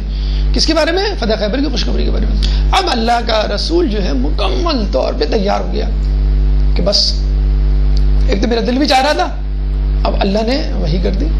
معراج پہ پوچھا تھا رسول اللہ سے کہ تم کس کو اپنا جانشین بنانا چاہتے ہو. دل تو چاہ رہا تھا کہہ دوں علی کو، لیکن رسول نے کہا بس آپ جس کو کہیں. تو اللہ نے کہا علی کو، ہاں علی کو. تو رسول بیچارے خود سے کہتے نہیں تھے جب تک اعلان نہ کر دے. تو آیت آئی، آیت اتری کہ جاؤ تمہارے لیے خوشخبری ہے اور تمہارے لیے فتح انتظار کر رہی ہے. تو رسول اللہ نے صلح حدیبیہ کے بعد جب مدینے آئے جسٹ صرف 20 دن کا انتظار کیا. 20 دن سمجھے آپ نے سستائے بھی نہیں ہوں گے، مطلب آرام بھی نہیں کیا ہوگا. ہم جب حج عمرے اس سے آتے ہیں تو مہینہ بھر 15 دن تو لگ ہی جاتے ہیں، مطلب روٹین میں آنے پہ. تو 20 دن، اچھا اس میں پھر جنگ کی تیاریاں بھی تو کرنی تھی آپ کو، صرف آرام تھوڑی کرنا تھا، ریلیکس تھوڑی ہونا تھا، تھکن تھوڑی اتارنی تھی. 20 دن یوں سمجھ لیں بس آئے ہیں اترے ہیں اور کہا ہو کہ بس اپنے اہل و عیال سے مل لو اور جنگ کی تیاری شروع کرو. 20 دن رکے ہیں. 7 ہجری کا سن تھا. اس سن کو سنت الاستغلاب کہتے ہیں عرب کی تاریخ میں. سنت الاستغلاب یعنی وہ سال جس میں اسلام یا مسلمانوں نے غلبہ پایا دوسروں پر. اور واقعی یہودیوں پہ غلبہ پانا بہت، ابھی آپ پڑھیں گے دیکھیں گے سنیں گے کہ کہا کرتے تھے کہ مسلمان کچھ بھی ہو جائے اس خیبر کے قلعے کو فتح نہیں کر سکتے، اور اگر آ بھی گئے تو ہمارے پاس 2 سال کا، کچھ لوگوں کے مطابق 5 سال کا راشن تھا، خود مر جائیں گے، ہم نہیں بھوکے مریں گے. اور 20 دن میں واقعی مسلمانوں کی حالت خراب ہو گئی تھی، بھوکوں مرنے والی کیفیت آ گئی تھی کہ گھوڑے ذبح کر کر کے کھا رہے تھے 20 دن میں جسٹ. اور وہ کیا کہہ رہے ہیں، ہم 2 سال تک بڑے آرام سے رہ لیں گے. آفیشیل فگر تھی، اس کے بعد تو کتنے سال تک وہ رہ سکتے تھے. تو رسول اللہ نے کہا کہ بھائی اب آپ جو ہیں وہ چلیں اور ہمیں خیبر جانا ہے اور اللہ کی فتح ہماری منتظر ہے. اگر آپ لوگ حج پہ گئے ہوں، عمرے پہ گئے ہوں، تو مدینے سے شمال کی طرف آپ بس میں بیٹھیں اور آپ کا رخ شام کی طرف ہو تو 165 کلومیٹر جب آپ کی بس رکے گی، ابھی بھی 20 ریال لے کے کہتے ہیں کہ آپ جائیں مدینے سے، تو گاڑیاں آپ کو خیبر لے کے جائیں گی. تو تقریباً 854 میٹرز اوپر یہ علاقہ نظر آئے گا آپ کو. یہ قلعے آپ کو وہاں پہ نظر آئیں گے. ایک نہیں 7 قلعے تھے. بڑا سرسبز شاداب زرخیز علاقہ، مویشیوں کی بہتات، پانی کے قدرتی چشمے بہنے والے، نہ کبھی نہ رکنے والے، اتنے مطلب وہاں پہ چشمے ہوا کرتے تھے. تو اچھا اس قسم کے جو پرفضا مقامات ہوتے ہیں وہ عموماً ٹورزم کے لیے بڑی اٹریکٹیو جگہیں ہوتی ہیں. لوگ وہاں جاتے ہیں، وہاں ریسٹ کرتے ہیں اور جسے کہتے ہیں کہ وہاں پہ چھٹیاں مناتے ہیں. اور ایسی جگہیں جو ہیں دنیا میں بہت مہنگی شمار کی جاتی ہیں. ہمارے یہاں مری ہے، کالام، کاوان اور یہ گلگت وغیرہ کے علاقے جو ہیں. قائد اعظم جب بیمار ہوئے تو آپ کو معلوم ہے ان کو زیارت، عراق ایران کی زیارت نہیں، یہ کوئٹہ میں جو زیارت ہے اس کا مشورہ دیا تھا کہ آپ وہاں جائیں اور وہاں پہ آپ رہیں. تو وہاں رہے تھے. یہ آپ کا گورا قبرستان کی طرف اگر آپ جائیں، مسجد طوبہ آتی ہے تو رائٹ سائڈ پہ ایک چھوٹا سا آپ کو ٹیلا پہاڑ جیسا نظر آئے گا آپ کو. وہاں آغا خان سویم یا دویم رہا کرتے تھے اسماعیلیوں کے. تو وہ اونچی جگہوں پہ لوگ جو ہے وہ جو بگ شاٹس ہوتے ہیں وہ جگہ لے کے رکھتے ہیں اور وہاں پہ رہتے ہیں. خیر بہرحال تو بڑی اس کا جو کیپٹل ہے اس وقت جو ہے شریف کے نام سے ہے. تو بڑی زرخیز، بڑی عمدہ اور بہت بہترین جگہ تھی. سرسبز و شاداب تھی، مویشیوں کی بہتات تھی، زرخیز زمین تھی، پرفضا مقام تھا، بہترین ہر لحاظ سے جسے کہتے ہیں کہ اچھی جگہ تھی. اب اچھا وہاں پہ ایک نہیں تقریباً 7 قلعے تھے اور انہیں جنگی حکمت عملی کے اعتبار سے ان کو تقسیم کر دیا تھا. پہلا ناعم قلعہ تھا کہ جس میں ان کے جنگجو سپاہی رہا کرتے تھے، خوراک مویشی وغیرہ رہا کرتی تھی. پھر نوتات ایک قلعہ تھا جس میں جنگی افراد، جنگجو سپاہی وغیرہ رہا کرتے تھے. پھر جو ہے قموس نامی قلعہ تھا جو سب سے بہترین، سب سے مضبوط، سب سے بڑا اور سب سے ہیبت ناک، جس کا در خیبر یہی تھا. در خیبر اسی کا دروازہ مولا علی نے جو ہے وہ کھڑا تھا. پھر کتیبہ نام کا ایک قلعہ تھا جس میں عورتیں اور بچے رہا کرتے تھے. شق نام کا ایک قلعہ تھا. وطیج، تو سے وطیج اس نام کا قلعہ تھا، وہ وہاں موجود تھا. سلالم، یہ 7 جو ہے وہ قلعے تھے. ان کا ایک گروپ تھا اور وہاں پہ یہ جنگی حکمت عملی کے حوالے سے انہوں نے ڈیوائڈ کیا ہوا تھا اور وہاں پہ وہ رہ رہے تھے. اب رسول اللہ وہاں پر جاتے ہیں. اچھا یہ جو 7 قلعے ہیں ان میں کتنے یہودی تھے؟ 14,000، 14,000. رسول اللہ اپنے ساتھ کتنے لوگوں کو لے کے گئے تھے؟ 1400. 1 0 کا فرق تھا بس. وہاں پہ ایک زیادہ تھا. ارے 1400 کیا، ہمارے پاس 14 بھی ہوں وہ بھی کافی ہیں. تو 1400 افراد لے کے گئے. اس میں 20 خواتین اکثر جو ہیں وہ ڈپریس اور پریشان رہتی ہیں. یہ جنگ کے واقعات ہیں، ہمارے سے کیا لینے دینا، آپ کیا لے کے بیٹھ گئے، ہم تو کچھ کر نہیں سکتے. 20 خواتین فائٹر خواتین تھی، فائٹر خواتین. اور اس لیے ہم وہ کہتے ہیں رکھتے ہیں کہ بعض اوقات یہودنے یا جنگی میدانوں میں خواتین بھیس بدل کے آ جاتی ہیں اور وہ کہتی ہیں کہ ٹھیک ہے ہم لڑیں گے اس طرح، یا ہم دھوکہ دیں گے مثلا اور لوگ ہم سے سمجھنے گئی خاتونیں یہ کیا کریں گی، پتہ چلا کہ وہی چھرا گھوپ کے چلی گئی. تو 20 فائٹر خواتین امام زمانہ کے لشکر کے لیے بھی کہا 37 خواتین جسے کہتے ہیں وہ جائیں گی. بنو غفار کی کافی تعداد میں خواتین تھیں جو بطور نرس گئی تھیں، یعنی زخمیوں کی بھرم پٹی کے لیے. اچھا خواتین میں یہ بھی نہیں، کچھ لوگ ہوتے ہیں نا کہ بھئی جیسے ہمارے یہاں کانسیپٹ ہے جلسہ جلوس میں وہ خواتین جاتی ہیں تھوڑا سی موالی ٹائپ کی ہوتی ہیں، سوبر قسم کی خواتین جو وہ گھر پہ رہتی ہیں. اس طرح علماء کے لیے بھی ایک ذہن میں رکھ لیا ہے کہ نہیں بھئی یہ ماتم نہیں کرتے ہوں گے، یا کرتے ہوں گے تو چھریوں کا ماتم نہیں کرتے ہوں گے، یا یہ جو عزاداری میں جو ہے وہ نہیں نظر آتے ہوں گے. تو ایسا نہیں ہے. ہمارے یہاں مطلب سید مہدی بحر العلوم اور شیخ مرزا انصاری اور کتنے علماء ایسے جن کے بارے میں کہا گیا کہ جلوسوں میں چلتے تھے اور اس طرح ماتم کیا کرتے تھے. دیوانہ وار کے لوگ کہتے تھے کہ آپ کو کیا ہو گیا، آپ تو عالم دین مجتہد ہیں. کہنے کہ تمہیں نہیں معلوم کہ امام زمانہ اس وقت مجھے دیکھ رہے ہیں. تو بہرحال ام سلمہ رسول اللہ کی امہات المومنین میں سے ام سلمہ ساتھ تھی. مطلب یہ بحث چھوڑ دیجئے کہ رسول اللہ کی جسے کہتے ہیں کہ ازواج میں کون معتبر اور کون رسول اللہ کو پسند تھی. مولانا مودودی اپنی کتاب خلافت و ملوکیت میں لکھتے ہیں رسول اللہ جب بھی سفر کے لیے جاتے تھے ام سلمہ کو اپنے ساتھ لے کے جاتے تھے. بہرحال معتبر ترین خواتین میں امت المومنین میں ان کا شمار ہوتا ہے. حدیث قصہ کے حوالے سے بھی آپ نے ان کا نام سنا ہوگا کہ حدیث قصہ میں انہوں نے کہا تھا کہ میں بھی آ جاؤں اس قصہ کے نیچے. تو رسول اللہ نے کہا کہ تم راستے پر ہو، تم نیکی پر ہو، لیکن اس چادر میں نہیں آ سکتے. بہرحال یہ وہی ام سلمہ جنہوں نے خواب دیکھا تھا کہ میرا حسین جب مارا جائے تو یہ جو ہے مٹی سرخ ہو جائے گی وغیرہ وغیرہ. تو اچھا مزے کی بات یہ کہ 10 یہودی بھی شامل تھے، یہودیوں سے لڑنے جا رہے ہیں اور یہودیوں کو ساتھ لے کے جا رہے ہیں. یہ بڑے امن پسند اور صلح جو اور اصول پسند یہودی تھے. انہوں نے کہا ٹھیک ہے یہودی جب غلط کام کر رہے ہیں، اصولوں کی پاسداری نہیں کر رہے تو ٹھیک ہے ہمیں مدینے میں رہنا، لیکن ہم لڑیں گے. ان کے خلاف کوئی ایسا مسئلہ نہیں ہے. جیسے بہت سارے ہندو پاکستان میں ہوں گے اور انڈیا پاکستان کی جنگ ہوئی تو وہ انڈین یا ہندو جو ہیں وہ پاکستان فوج کا ہی ساتھ دیں گے. وہ تو بہرحال وہ ان کے ساتھ دیں. اب یہ پہنچتے ہیں مدینہ. اچھا لوگوں کو احساس تو ہو گیا تھا کہ ٹینشن بڑھ رہی ہے بٹوین جیوز اینڈ مسلمس اور کبھی بھی کچھ ہونے والا ہے. اور سب سے جو جسے کہتے ہیں نوٹی قبیلہ، سب سے شرارتی قبیلہ جو تھا وہ بنو نذیر تھا. اس نے پناہ لی ہوئی تھی خیبر میں. تو وہ لوگ کیا کرتے تھے، صبح صبح نکلتے تھے، یعنی آس پاس جھانک تانک کے کوئی ہے تو نہیں، اور اپنے کھیتوں پہ جا کے جلدی سے کھیتی باڑی کر کے واپس آ جاتے تھے. تو رسول اللہ جب گئے، اچھا رسول اللہ اس مدینے سے وہاں جانے کے لیے بہت سارے راستے تھے. تو وہ راستہ جو شام کی طرف جاتا تھا رسول اس راستے سے گئے. یہ بھی بڑی اچھی ٹیکنیک تھی. کیوں؟ شام کی طرف یہودی بستے تھے اور شام کی طرف بنو قطفان کا قبیلہ تھا، اور بنو قطفان کا قبیلہ مکے سے اسی راستے سے آ کر خیبر میں یہودیوں کی مدد کرتا تھا جو شمال یعنی شام کی طرف سے آتا تھا راستہ. تو لوگوں نے کہا کہ آپ شمال کی طرف سے جائیے تاکہ اگر قطفان قبیلہ اگر آیا وہاں پر اور اس نے مدد کرنے کی کوشش کی تو آپ اس کو پکڑ سکتے ہیں. تو یہ شمال کے راستے سے آئے. جب وہاں پر آئے پہنچے تو دیکھا کھیتی باڑی کے بیلچے اور ٹوکریاں لے کے کچھ لوگ نکلے.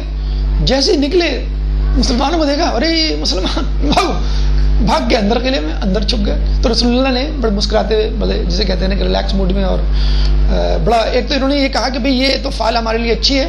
ٹوکری اور بیلچوں کا مطلب یہ ہے کہ خیبر منہدم ہوگا. پہلی جو چیز ہم نے دیکھی ہے وہ کھودنے والی، یعنی زمین کو کھودنا اور اپنی مرضی سے بیج ڈالنا اور فصل اگانا. تو بس ہم خیبر کو کھودنے آئے. پھر رسول اللہ نے دعا کی، اللہ اکبر، اللہ سب سے بڑا ہے، اے اللہ اس خیبر کو منہدم کر. اور ہم مسلمان قوم جب کسی کی ڈیوڑی، کسی جگہ کی ڈیوڑی یعنی چوکھٹ کہہ لیں یا اس کا بالکل اینڈ دہلیز پہ آ جاتے ہیں تو وہ قوم ڈر اور خوف میں صبح کرتی ہے. جن کو نیند نہیں آتی کہ باہر جو ہے وہ پتہ نہیں کون کھڑا ہے اور جو مجھے کھا جائیں گے اور یہ مجھے جو ہے وہ میری جان لے لیں گے. تو رسول اللہ جو ہے وہاں بیٹھا. پھر رسول اللہ نے جو ہے وہ دعا کی، بہت خوبصورت دعا. یہ وہ دعا ہے جو آپ اور میں کسی بھی شہر جا کے کر سکتے ہیں. ایسے شہر جا رہے ہیں جو اندیکھا ہے، انجانا ہے، اور مائگریشن آج کل تو بہت ٹریولنگ بہت عام ہو گئی ہے، اور آپ کو سیٹل ہونا ہے فرض کر لیں، اور آپ چاہتے ہیں کہ یہاں پہ سکون سے میں رہ لوں، ہم پیچھے جانے کا راستہ نہیں ہے. تو بڑی اچھی اللہ کے رسول نے دعا کی کہ اللہم رب السماوات السبع واضللنا، اے آسمانوں کے رب، 7 آسمانوں کے رب اور جو کچھ اس میں چھپا ہوا ہے، ورب الارضین السبع واقللنا، اور 7 زمینوں کے رب اور جو اس کے اندر چھپا ہوا ہے، ورب الشیاطین واضللنا، اور شیاطین کے رب اور جو ان کے اندر چھپا ہوا ہے. اسألک خیر هذه القریہ وخیر اہلہ وخیر ما فیہا، کہ ہمیں خیر عطا کر اس شہر سے، اس شہر میں رہنے والوں کی طرف سے، اور جو کچھ اس میں ہے. اللہم انی اعوذ بک، اے اللہ ہم تیری پناہ مانگتے ہیں، من شر هذه القریہ، من شر اہلہا اور من شر ما فیہا، کہ ہم اس شر سے پناہ مانگتے ہیں، اس شہر کی شر سے پناہ مانگتے ہیں، اس شہر میں رہنے والوں کے شر سے پناہ مانگتے ہیں، جو کچھ اس میں ہے ہم اس سے پناہ مانگتے ہیں. بہرحال رسول اللہ نے یہ دعا کی اور یہ نیک فال لوگوں کو بتائی کہ انشاءاللہ فیصلہ ہمارے حق میں ہوگا. پھر وہاں جا کے انہوں نے جو ہے وہ محاصرہ کیا اور وہاں پہ جا کر بیٹھ گئے. 20 دن تک یہ محاصرہ جاری رہا. اس 20 دن میں بھی 2 عجیب واقعات پیش آئے جو بہت ہی توجہ کے طلبگار ہیں، کہ جس سے ہمیں معلوم ہوگا کہ رسول اللہ فقط ایک نعوذ باللہ جنگی جنون میں مسلمان مبتلا نہیں تھے کہ ہر وقت جنگ اور دوسرے کو تہس نہس کرنا. نہیں، اخلاقی روایات، اصولی قوانین اور انسانیت کو مد نظر رکھتے ہوئے شب و روز گزارنا، چاہے جنگ کے میدان میں گزاریں. رسول نے کہہ دیا تھا عورتوں اور بچوں کا پیچھا نہ کرنا، درختوں کو نہ کاٹنا، اور یہ باتیں وہ ہمیشہ جنگ میں جانے سے پہلے بتا دیا کرتے تھے. تو کہتے ہیں محاصرے کے دوران 2 عجیب واقعات پیش آئے. ایک شخص آیا، گڈریا یہودی، شیفرڈ، 100 سے زیادہ بھیڑیں تھیں اس کے پاس، وہاں سے گزرا. تو اس نے کہا کہ کیا ہو رہا ہے، خیریت؟ کہنے جنگ ہونے والی ہے. کس سے؟ یہودیوں سے. سیدھا سادہ تھا، نوجوان تھا. انہوں نے کہا اچھا کیوں، یہ معاملہ ہے. اچھا تو آپ مسلمان ہیں، آپ کی کیا تعلیمات ہیں؟ انہوں نے بتانا شروع کی. وہ بڑا متاثر ہوا، کہنے یہ تو بہت اچھا مذہب ہے، میرا تو جی چاہ رہا ہے یہ مذہب میں قبول کر لوں. میں نے کر لے، مذہب قبول کر لیتا. کہنے مذہب میں آپ کے ساتھ رہوں گا. کہنے ٹھیک ہے، موسٹ ویلکم. اچھا یہ بھیڑیں بھی آپ کی. 20 دن ہو گئے تھے اور 20 دنوں میں مرنے کی نوبت آ گئی تھی. بھوک سے مر رہے تھے. کہتے ہیں کہ صحابہ تلوار لے کے قلعے میں داخل ہوتے اور پیٹ پکڑے ہوئے ہوتے کہ شدید بھوک ہے، کچھ کھانے کو نہیں ہے. جیسے خندق میں نہیں، پیٹ میں پتھر باندھ لیے تھے اصحاب نے، اور پھر رسول اللہ کو کہا تو رسول اللہ نے اپنا پیٹ دکھایا، 2 پتھر بندھے ہوئے تھے. یہ وہی جنگ تھی جس میں جناب سیدہ 2-4 روٹیاں پکی تھی، تو پکا کے لے کے گئی تھی روٹیاں کہ میں رسول کو کھلاؤں گی اور علی کو کھلاؤں گی اور حسن کو کھلاؤں گی. تو وہاں بھی بھوک کی حالت، یہاں بھی بھوک کی حالت. تو اب آپ کو معلوم ہے عرب جو ہیں وہ بہت شوق سے کھاتے ہیں بھیڑ، شیپ بہت پسند ہے. ہمارے یہاں شاید نہیں کھایا جاتا، تو پورا دمبا جو ہے وہ رکھ دیتے ہیں. تو وہ تو لوگوں کے شیپ دیکھ کے منہ میں جو ہے وہ پانی بھرایا، رال ٹپکنے لگی کہ اب یہ سارے شیپ ہمارے. تو اس نے کہا یہ ساری بھیڑیں آپ کی. تو اللہ کے رسول نے کہا کہ یہ کس کی بھیڑیں؟ کہیں گے یہ میری نہیں ہے، میں تو اجرت پر ان بھیڑوں کو چراتا ہوں اور یہ یہودیوں کی. کہ رسول نے کہا جاؤ پہلے ساری بھیڑیں واپس کر کے آؤ، یہ امانت ہے. اب بتائیں اتنا گولڈن چانس، گولڈن اپرچونیٹی ہم ہوتے تو رسول اللہ کیا قسم کر رہے ہیں. آپ کچھ تو خیال کریں، یہودی کا خیال کر رہے ہیں، یہودیوں کا خیال کر رہے ہیں جن کو نیست و نابود کرنے آئے ان کا خیال کر رہے ہیں، اور ہم یہاں بھوکے بیٹھے ہوئے آپ کے ساتھ تلوار آپ کو فتح دلانے کے لیے، آپ کو ہمارا کوئی خیال نہیں. تو رسول اللہ نے ساری بھیڑیں واپس کر کے آؤ، ساری بھیڑیں واپس کر کے آیا اور اکیلے آ کے جوائن کر لیا. ایک اور بھوکے کا اضافہ ہم پہلے مر رہے ہیں اور یہ جو ہے یہ بھی ساتھ. ہر بہرحال جو اصول وہ اصول ہے.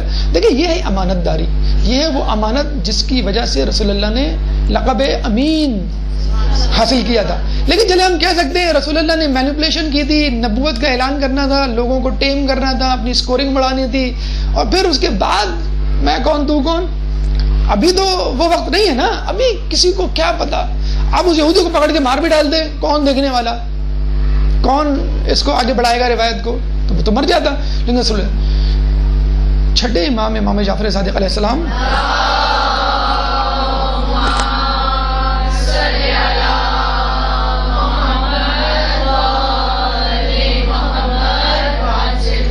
ابھی خیبر شروع نہیں ہوئی ہے، 1 گھنٹہ ہونے کو آ رہا ہے. تو رسول نے چھٹے امام فرماتے ہیں کہ اگر میرے پاس میرے باپ کا دشمن عبد الرحمن ابن ملجم بھی امانت رکھنے کے لیے آئے تو میں اس کو واپس کر دوں. امانت رکھ کے جب بھی وہ مانگے گا وہ امانت پوری کی پوری واپس کر دوں. اتنا سخت جملہ، اتنا سخت دشمن کے لیے کہہ رہے ہیں میں اس کی امانت میں خیانت نہیں کروں گا. یہ ہے مسلمان. اور ہم تو جسے کہتے ہیں کہ بغلے بجانے کے لیے، تاری بجانے کے لیے تیار رہتے ہیں. جہاں بھی ہماری نند کو چوٹ آئی اور یا ہمارے سسرال میں جو ہم پہ ظلم کر رہا ہے مثلاً، یا ہمارے رشتہ داروں میں پھپھو یا جو بھی ہے، آپ کی ولن ان کو ذات سے ہم نے سنا ہاسپٹل میں ہے وہاں پہ. اچھا ہاسپٹل نہیں، میرا مطلب ہے کہ کون سے ہاسپٹل میں. تو وہ دانت نکل آتے ہیں اور ہم خوشی سے بانچیں ہماری کھل جاتی ہیں. یہ وتیرہ، یہ طریقہ کار نہیں تھا رسول اللہ کا کہ اپنے دشمنوں کا بھی خیال. اس کو ہم انسانیت کہتے ہیں. یہ جو دشمن آپ کو بیوقوف بنا رہا ہے نا کہ بھائی اچھا انسان بننا ضروری ہے، مسلمان بننا ضروری نہیں ہے. اچھا انسان بنیے. ارے کس نے کہہ دیا؟ ایک صاحب بڑے مزے سے کہہ رہے ہیں میں اپنے فیملی کو کینیڈا سیٹل کروا رہا ہوں، بچے بھی میرے وہیں سیٹل ہو رہے ہیں اور دے آر ویری گڈ مومن، اور اب میں ان کو اچھا انسان بنانا چاہ رہا ہوں. میں نے کہا ارے بھائی کس نے کہہ دیا کہ انسانیت الگ ہے اور اسلام الگ ہے؟ انسانیت اسلام کے اندر موجود ہے. یہ انسانیت، یہ تھی نا انسانیت کہ 100 بھیڑیں واپس کر دی کہ جاؤ ان کو پہلے واپس کر کے آؤ.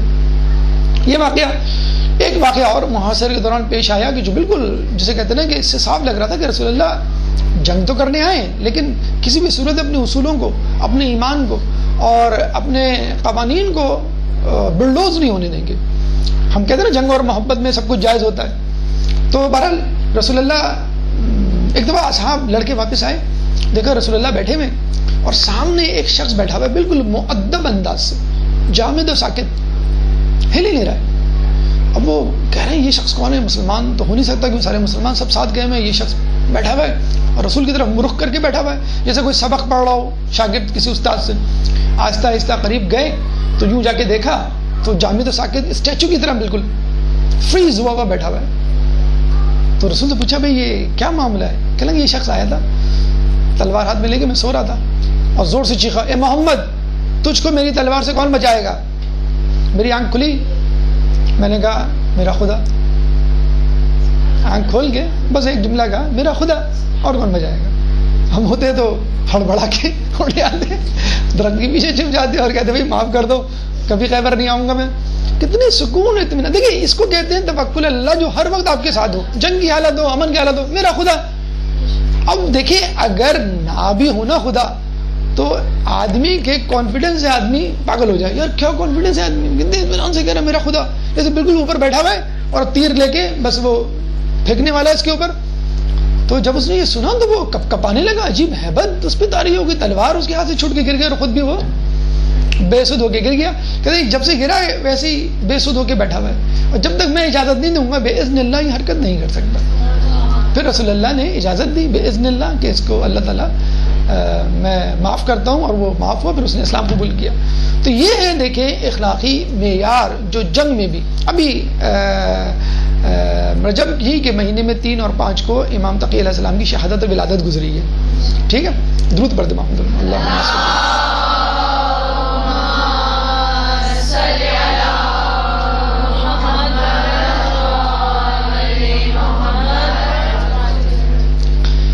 تو انہوں نے کیا کہا تھا، ایک قول ان کا کہ مصیبت میں واویلا دوہری مصیبت ہے کہ نہیں؟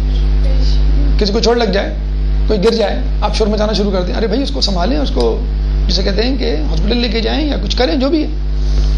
تو یہاں تو دوہری مصیبت تھی، ڈبل ٹربل. ایک تو خیبر میں لوگ گئے ہوئے اور مسلسل ناکامیاں ہو رہی ہیں اور یہاں بھی ایک آدمی آگے کھڑا ہوا ہے. لیکن کتنے پرسکون انداز سے معاملہ اللہ پہ چھوڑنا. اگر آپ کچھ کر سکتے ہیں کیجئے، نہیں کر سکتے معاملہ جو ہے وہ اللہ پہ چھوڑ دیجیے. پھر آپ دیکھیے اللہ جو ہے آپ کے معاملے کو، اور جس نے اللہ کو پکارا حسبی اللہ و نعم الوکیل، اس کے لیے اللہ کافی ہے، وہ کسی اور کو پکارنے کی بلانے کی ضرورت ہی نہیں ہے. تو یہ 2 واقعات پیش آئے. اور جب رسول اللہ نے رپورٹ لینی شروع کی تو پتہ چلا کہ روزانہ ایک لشکر جاتا، اس کا ایک امیر ہوتا، واپس آ جاتا. پھر ایک لشکر جاتا، اس کا ایک امیر ہوتا، پھر واپس آ جاتا. ذرا 3 لشکر تو تاریخ میں ملتے ہیں گئے اور واپس آ گئے ناکام. رسول اللہ کو آگے بتایا، اور ہر لشکر جب واپس آتا تو کہتا کہ ارے کاش علی ہوتے، علی ہوتے تو ہم علی ہوتے تو ایسا ہو جاتا. اور باقاعدہ آگے رسول اللہ کو ہر بار کہہ رہے ہیں رسول کس طرح علی کو ہمارے ساتھ بھیجیے، رسول کس طرح علی کو ہمارے ساتھ بھیجیے.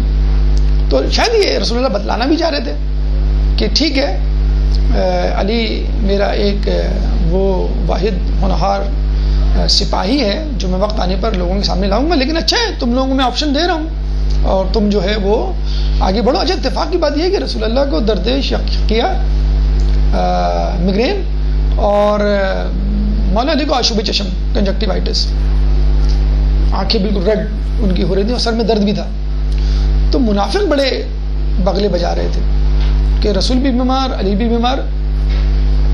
اب جو ہے ہمیں فری ہینڈ مل گیا ہے، ہم خود سے یہ جنگ جیتیں گے اور پھر مسلمانوں کو جا کے بتائیں گے، مدینے والوں کو، مکے والوں کو، کہ دیکھو علی بھی نہیں تھے، رسول بھی نہیں تھے، ہم یعنی عبداللہ بن ابی یا اور دیگر افراد جو اسلام کی بیس میں، مسلمانوں کی بیس میں رسول اللہ کے ساتھ موجود تھے۔ رسول اللہ نے جب یہ دیکھا کہ یہ صورتحال ہو رہی ہے کہ جیتنے کی کوئی صورتحال نظر نہیں آ رہی، اور 20 دن ہو گئے، ڈی مورلائز بھی ہو جاتا ہے نا انسان، اور بھوک سے بھی مر رہے ہیں کہ بھائی چلو اب نہیں ہو سکتا، معاملات ہے، ہم نہیں جی سکتے، واپس چلتے۔ تو رسول اللہ نے کہا کہ کل میں ایک اہم اعلان کرنے والا ہوں، اور کل میں علم اس شخص کو دوں گا کہ جو اللہ اور اس کے رسول کو پسند کرتا ہوگا، محبت کرتا ہوگا، اور اللہ اور اس کا رسول بھی اس سے محبت کرتا ہوگا۔ وہ بڑھ بڑھ کے حملہ کرنے والا ہوگا، پیٹھ دکھانے والا نہیں ہوگا، اور وہی خیبر کو فتح کرے گا۔ دوسرے دن کیا ہوا؟ ایک چھوٹے سے وقفے سے اعوذ باللہ من الشیطان الرجیم، بسم اللہ الرحمن الرحیم، گفتگو کا سلسلہ ہم وہیں سے شروع کرتے ہیں کہ جب رسول اللہ خیبر آئے، وہاں پہ انہوں نے محاصرہ کیا، تو 20 دن کا محاصرہ تھا، اور لشکر بے لشکر جا رہے تھے لیکن کامیابی نہیں ہو رہی تھی۔ تو رسول اللہ نے کہا کہ میں علم اس شخص کو دوں گا کہ جو اللہ رسول کو چاہتا ہوگا اور اللہ کا اس کا رسول اس کو چاہتے ہوں گے۔ یہ بھی بڑا امپورٹنٹ جملہ ہے کہ وہ تو چاہتا ہوگا، اللہ رسول بھی چاہتے ہوں گے، اس کا مطلب ہے اس کی جنت اور خدا کی رضا اس کے لیے پکی، مکمل، انڈورسڈ، توثیق شدہ۔ اس کے بعد اور وہ بڑھ بڑھ کے حملے کرنے والا ہوگا، پیٹھ دکھانے۔ اچھا بتا بھی دیا کہ کس قسم کا شخص مطلوب ہوتا ہے، کس کو اللہ چاہتا ہے، جو بڑھ بڑھ کے حملے کرتا ہو اور غیر فرار ہو، اور اسی کے ہاتھ پر اللہ فتح دے گا۔ یہ جو آخری جملہ کہا، اس کی وجہ سے لوگوں کے دلوں میں ایک حسرت، ایک تمنا پیدا ہو گئی کہ کاش ہمیں بھی یہ رتبہ ملے۔ اچھا منافقین بغلے بجا رہے تھے کہ علی تو اس کرائٹیریا پہ پورے اتریں گے نہیں، کیونکہ آشوب چشم ہے ان کو، پیر تک تو دیکھ نہیں سکتے اپنا، آنکھیں کھولتے تھے پیر تک نظر نہیں آتے تھے ان کے، سر میں بھی درد، تو یہ تو نہیں ہوں گے، کوئی اور ہوگا بہرحال۔ تو جو ایک علی سے بغض، وہی ہم نے کہا نا کہ علی کی محبت ایمان کی علامت اور بغض نفاق کی علامت۔ تو سب زیادہ خوشی جو ہے منافقوں کو ہوئی۔ جب علی تک یہ بات پہنچی تو علی نے کیا جملہ کہا؟ اللہم لا معطی لما منعت، کہ کوئی شخص اس کو نہیں دے سکتا کہ جس کو اللہ جو ہے وہ منع کر دے، ولا مانع لما آتیت، اور اللہ جس کو نہ دینے کا ارادہ کر دے کوئی شخص اس کو دے نہیں سکتا۔ یعنی اللہ اگر دینے کا ارادہ نہ کرے تو کوئی نہیں دے سکتا، اور اگر ارادہ کر لے تو کوئی اسے چھین نہیں سکتا۔ ٹھیک ہے، تو واقعی کیا جملہ ہے، کیا معرفت بھرا کہ جب اللہ اگر مجھے دینے پر آئے گا تو کوئی اللہ کی اس دین کو کوئی روک نہیں سکتا۔ جو اصحاب رسول میں سے بھی کہتے ہیں لوگوں کی ایک بڑی حسرت تھی، اور بعد میں اس حسرت کا اظہار بھی کیا۔ سعد بن ابی وقاص، عمر سعد کے والد، عمر سعد جو کربلا میں تھا، وہی کہتے ہیں کہ علی کی 3 فضیلتیں ایسی ہیں کہ مجھے حسرت رہی کہ کاش ان میں سے کوئی ایک فضیلت ہی مجھے مل جاتی۔ تبوک کے موقع پر علی کو اپنا نائب بنانا مدینے میں، اور یہ کہنا کیا تم نہیں چاہتے کہ تم کو مجھ سے وہی نسبت ہو جو ہارون کو موسیٰ سے تھی، سوائے اس کے کہ میرے بعد کوئی نبی نہیں۔ یہ بہت بڑی فضیلت۔ نمبر 2 خیبر کے دن علی کو علم دینا، اور نمبر 3 مباہلے کے دن علی فاطمہ حسن و حسین کو اپنے ساتھ لے جانا اور یہ کہنا کہ میرے اہل بیت۔ خود خلیفہ دویم فرماتے ہیں کہ میں اپنی کوشش کر چکا تھا اور مجھے کامیابی نہیں ہوئی، لیکن پھر بھی میرے دل میں ایک حسرت تھی کہ مجھے یہ علم ملے، اور ان کے کیا، ہر کسی کے دل میں حسرت تھی کہ ہمیں یہ علم ملے۔ اور خود علی اس فضیلت پہ برسوں فخر کرتے رہے۔ شورا کے موقع پر علی نے یہ کہا کہ تم میں سے کون ہے جو یہ فضیلت رکھتا ہو کہ جس کو اللہ کے رسول نے علم دیا ہو، اور یہ کہا ہو کہ وہ اللہ اور رسول کو چاہتا ہے، اللہ اس کا رسول اس کو چاہتے، اور وہ فاتح خیبر ہوگا۔ تو رسول اللہ نے علی کو بلایا، علی کو طلب کیا۔ لوگوں نے پہلے کہا کہ وہ تو بیمار ہیں، وہ نہیں آ سکتے۔ علی نے، اللہ کے رسول نے کہا نہیں، اس کو لے کر آؤ۔ تو علی کو جو ہے وہ لے کے آئے جانے لگا، اور سہارا لے کر، جسے کہتے ہیں کہ وہ آئے۔ جب آئے تو رسول اللہ نے پوچھا علی کیا حال ہے؟ انہوں نے کہا کہ میرا سر درد سے پھٹا جا رہا ہے اور آنکھوں سے کچھ نظر نہیں آتا۔ تو اللہ کے رسول نے کہا کہ تم اپنا سر میرے زانوں پہ رکھ دو، میری گود میں رکھ دو۔ اور پھر اپنا تھوک جو ہے وہ علی کی آنکھوں پر لگایا. جیسے لگایا علی جو ہے وہ دیکھنے کے قابل ہو گیا اور سر پہ بھی ملا اور سر کا درد بھی جو ہے وہ ٹھیک ہو گیا. جو لوگ اس پہ تھوڑا سا منہ بناتے ہیں اور کہتے ہیں illogical, irrational, unscientific اپروچ کہ تھوک سے کیسے ٹھیک ہو گیا. آج میڈیکل سائنس کہتی ہے کہ ہمارے تھوک میں IgG اینٹی باڈیز ہوتی ہیں اور یہ اینٹی باڈیز منہ کی ہائیجینک کنڈیشنز کو مینٹین کرتی ہیں. جس طرح ہماری آنکھوں میں اینٹی باڈیز ہوتی ہیں نا, لعاب میں بھی اینٹی باڈیز ہوتی ہیں. تو antibodies just act like antibiotics. تو کنجکٹیوائٹس کے لیے جہاں آپ اینٹی بایوٹکس دیتے وہ رسول اللہ کا سلائیوا جو ہے اس اینٹی بایوٹک کا کام کر دیا. برحال اصل حقیقت تو اللہ اس کے رسول کو معلوم.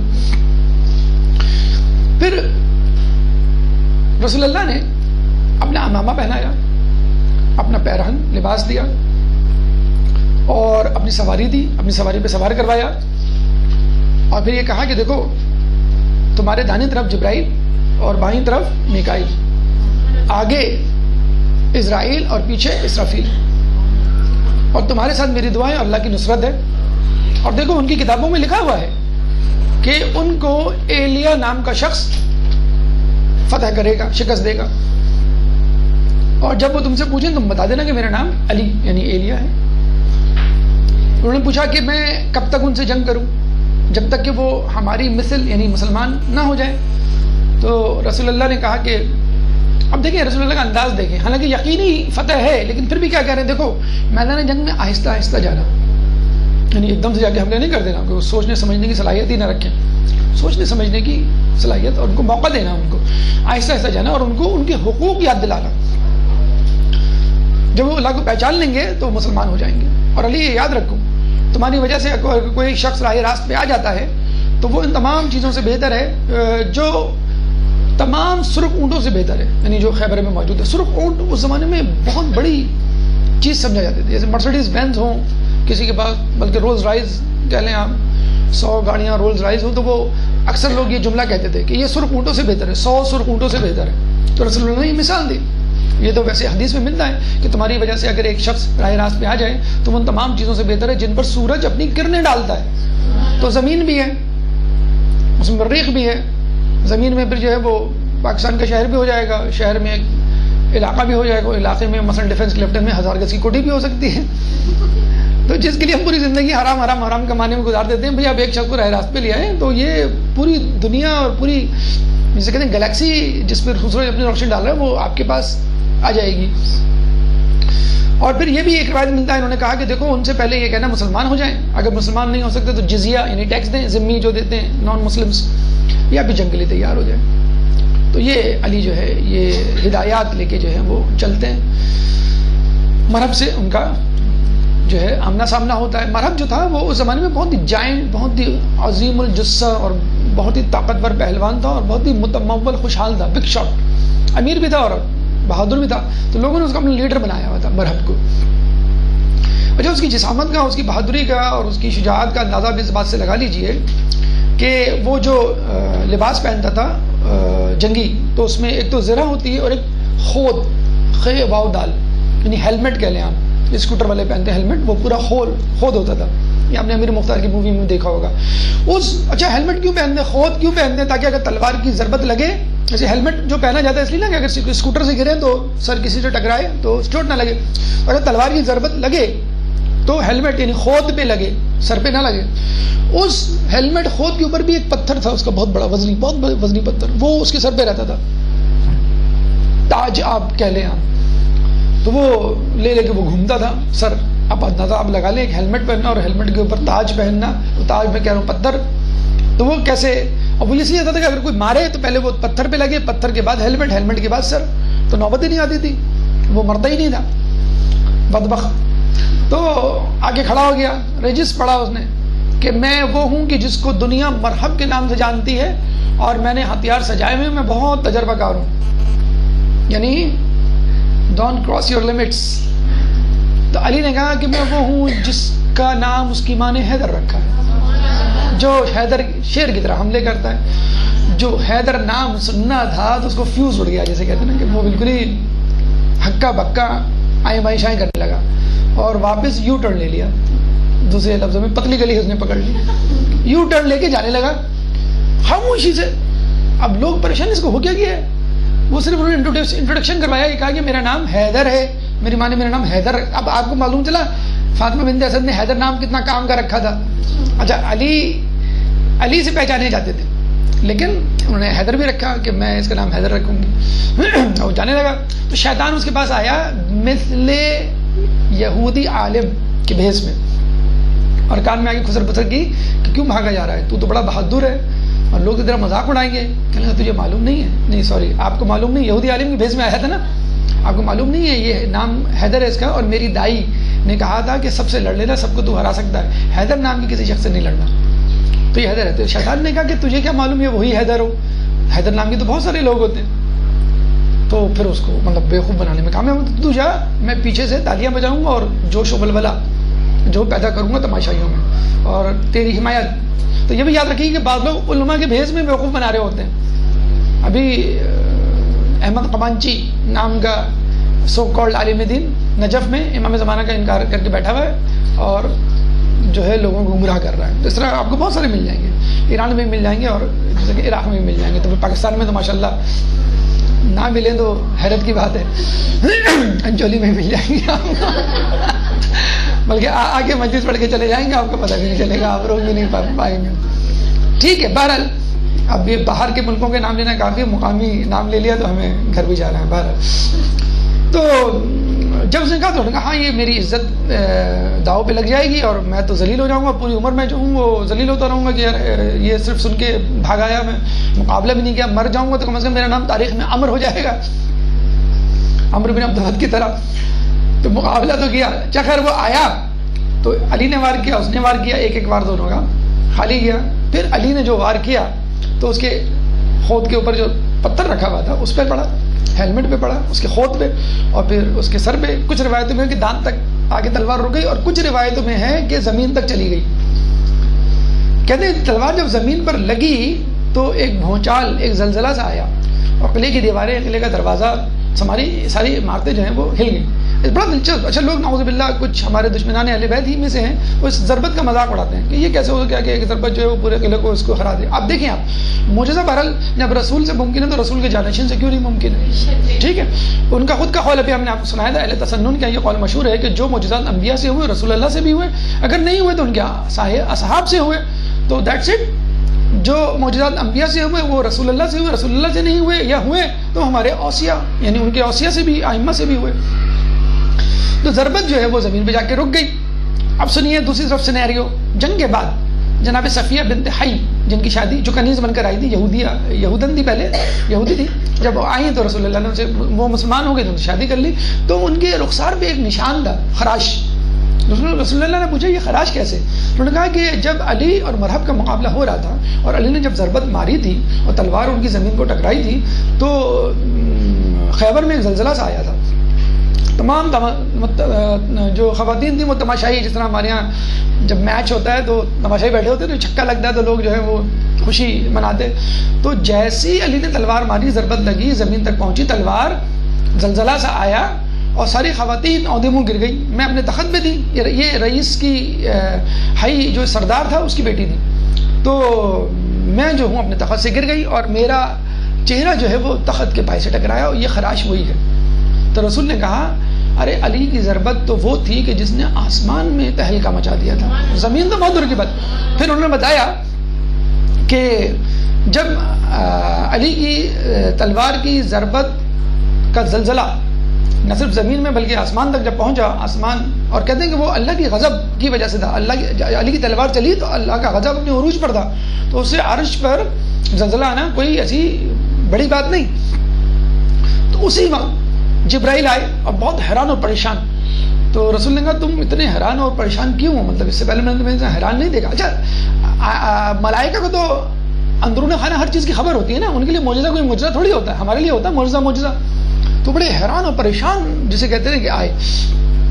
تو رسول اللہ نے کہا تم اتنے حیران پریشان کیوں؟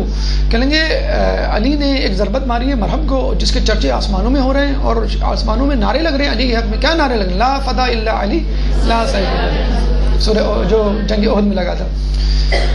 اس سے بھی حیرت انگیز بات یہ ہے کہ اللہ نے مجھے فوراً کہا کہ اے جبرائیل فوراً زمین پر جاؤ، علی کی ضربت کو زمین تک پہنچنے سے بچا لو اور اپنے پر اس کے نیچے بچھا دو، اگر علی کی تلوار زمین سے ٹکرا گئی تو زمین کے 2 ٹکڑے ہو جائیں گے۔ میں بھاگتا ہوا آیا، بالکل جسے کہتے ہیں کہ تیز رفتار سے، سرعت سے، اور میں نے اپنا پر بچھا دیا۔ علی کی تلوار کی ضربت، علی کی تلوار جب زمین تک پہنچی اور میرے پیروں سے ٹکرائی تو مجھے بہت گرانی محسوس ہوئی، بہت وزن محسوس ہوا۔ اور اس پہ کیوں حیرت ہوئی؟ ان کے کہیں گے کہ ایک دفعہ اللہ تعالیٰ نے مجھے قوم لوط میں عذاب دینے کے لیے بھیجا فلسطین، تو میں نے قوم لوط کے 7 شہروں کو 7 زمینوں سمیت اپنے پر سے اٹھا لیا تھا، اور پر سے اٹھا کر آسمان تک لے گیا تھا، اتنا قریب لے گیا تھا کہ ان کے گھروں میں موجود بچوں کے رونے کی آوازیں فرشتے سن رہے تھے، مرغوں کی بانگیں، اذانیں فرشتے سن رہے تھے، اور میں صبح فجر تک وہ 7 شہر قوم لوط کے لے کے کھڑا رہا اپنے پر پر، اور مجھے تھوڑی سی بھی گرانی، وزن محسوس نہیں ہوا اپنے پر پہ۔ لیکن علی کی ضربت جب مجھ پر پڑی ہے میری تلوار پر تو میں نے یہ گرانی اس سے زیادہ محسوس کی، حالانکہ اس وقت 2 فرشتے اسرائیل اور میکائیل علی کے بازو کو پکڑے ہوئے تھے، اوپر سے فرشتے اور نیچے سے جبرائیل۔ درود پڑھ دے محمد والے محمد۔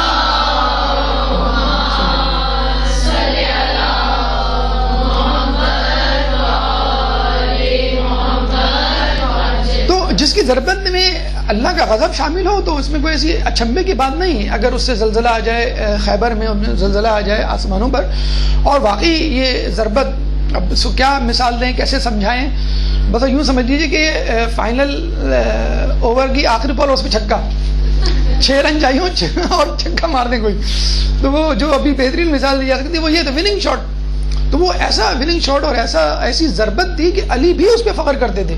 سہیل بن حنیف کو انہوں نے جب خط لکھا تو یہ کہا کہ میری جو طاقت تھی اس وقت وہ ملکوتی طاقت تھی، الہی طاقت تھی، میری اپنی طاقت نہیں تھی، ورنہ علی کھاتے کیا تھے؟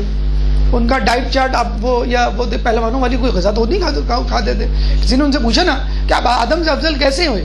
کہ آدم کو منع کیا تھا کہ گندم کا دانہ نہ کھانا، مجھے تو منع بھی نہیں کیا گیا تھا، لیکن پھر بھی میں نے گندم کا دانہ کبھی نہیں کھایا، جو کی روٹی کھائی، جو کی روٹی کھاتے تھے، 2 وقت کھاتے تھے، اور جتنی کھاتے تھے آپ کو معلوم ہے کیسی کھاتے تھے اور کیا کھاتے تھے۔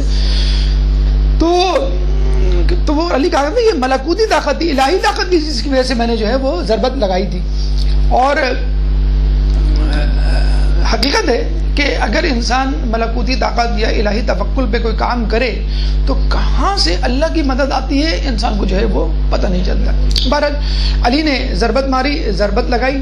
اچھا دیکھیں، علی نے جب ضربت لگائی تو سب لوگ بھاگ گئے، پھر علی ان کے پیچھے گئے۔ اچھا اب کوئی مسئلہ نہیں تھا، آپ کے ہاتھ میں سب کچھ ہے، اب آپ جا کے خلاف فتح کریں، لیکن اسے کہتے ہیں ٹیم ورک۔ جو دروازہ تھا، اچھا ڈھال دی علی کے ہاتھ میں، تو کسی نے جو ہے ان کی ڈھال پر تلوار ماری تو ڈھال گر گئی، ڈھال نہیں ملی تو انہوں نے قلعے کا دروازہ لے کے جھنجھوڑا، اسی کو ڈھال بنا لیا۔ اب لوگ کہتے ہیں اتنا بڑا دروازہ ڈھال کیسے بن گئی؟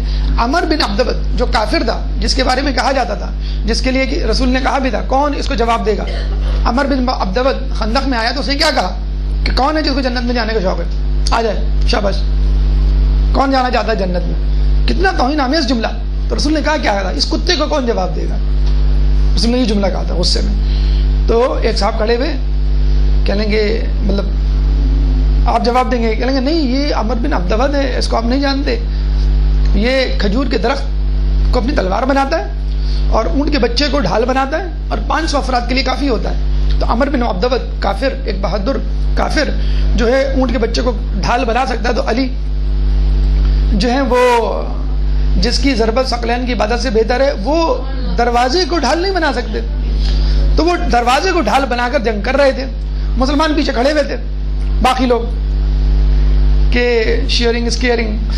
تو علی نے دروازہ خندق پہ بچھا دیا، اب لوگ اپنے گھوڑے اور اونٹ لے کر اس پر آئے، اور علی کے ساتھ پیچھے پیچھے دشمنوں کو مارنا شروع کیا۔ ہیبت تو طاری ہو چکی تھی کہ تو کٹ چکا تھا، اب باقی لوگوں نے آ کے اس کو شیئر کیا، اور علی نے بہترین ٹیم ورک کا مظاہرہ کیا۔ یہ نہیں کہ اگر چاہتے تو پوری کی پوری خیبر جو ہے وہ اپنے نام لکھوا لیتے، لیکن کہا کہ ٹھیک ہے آپ بھی چلیں میرے ساتھ، اور آپ بھی جو ہے وہ دوبارہ تو اندر گئے۔ دروازہ جو ہے وہ سپر اور ڈھال بناتے ہوئے اور ایک ایک قلعہ جو ہے، بلکہ روایتوں میں یہ بھی ملتا ہے کہ علی جو ہے کافی دیر تک خیبر کے قلعے کے باہر کھڑے رہے اور لوگ اندر چلے گئے.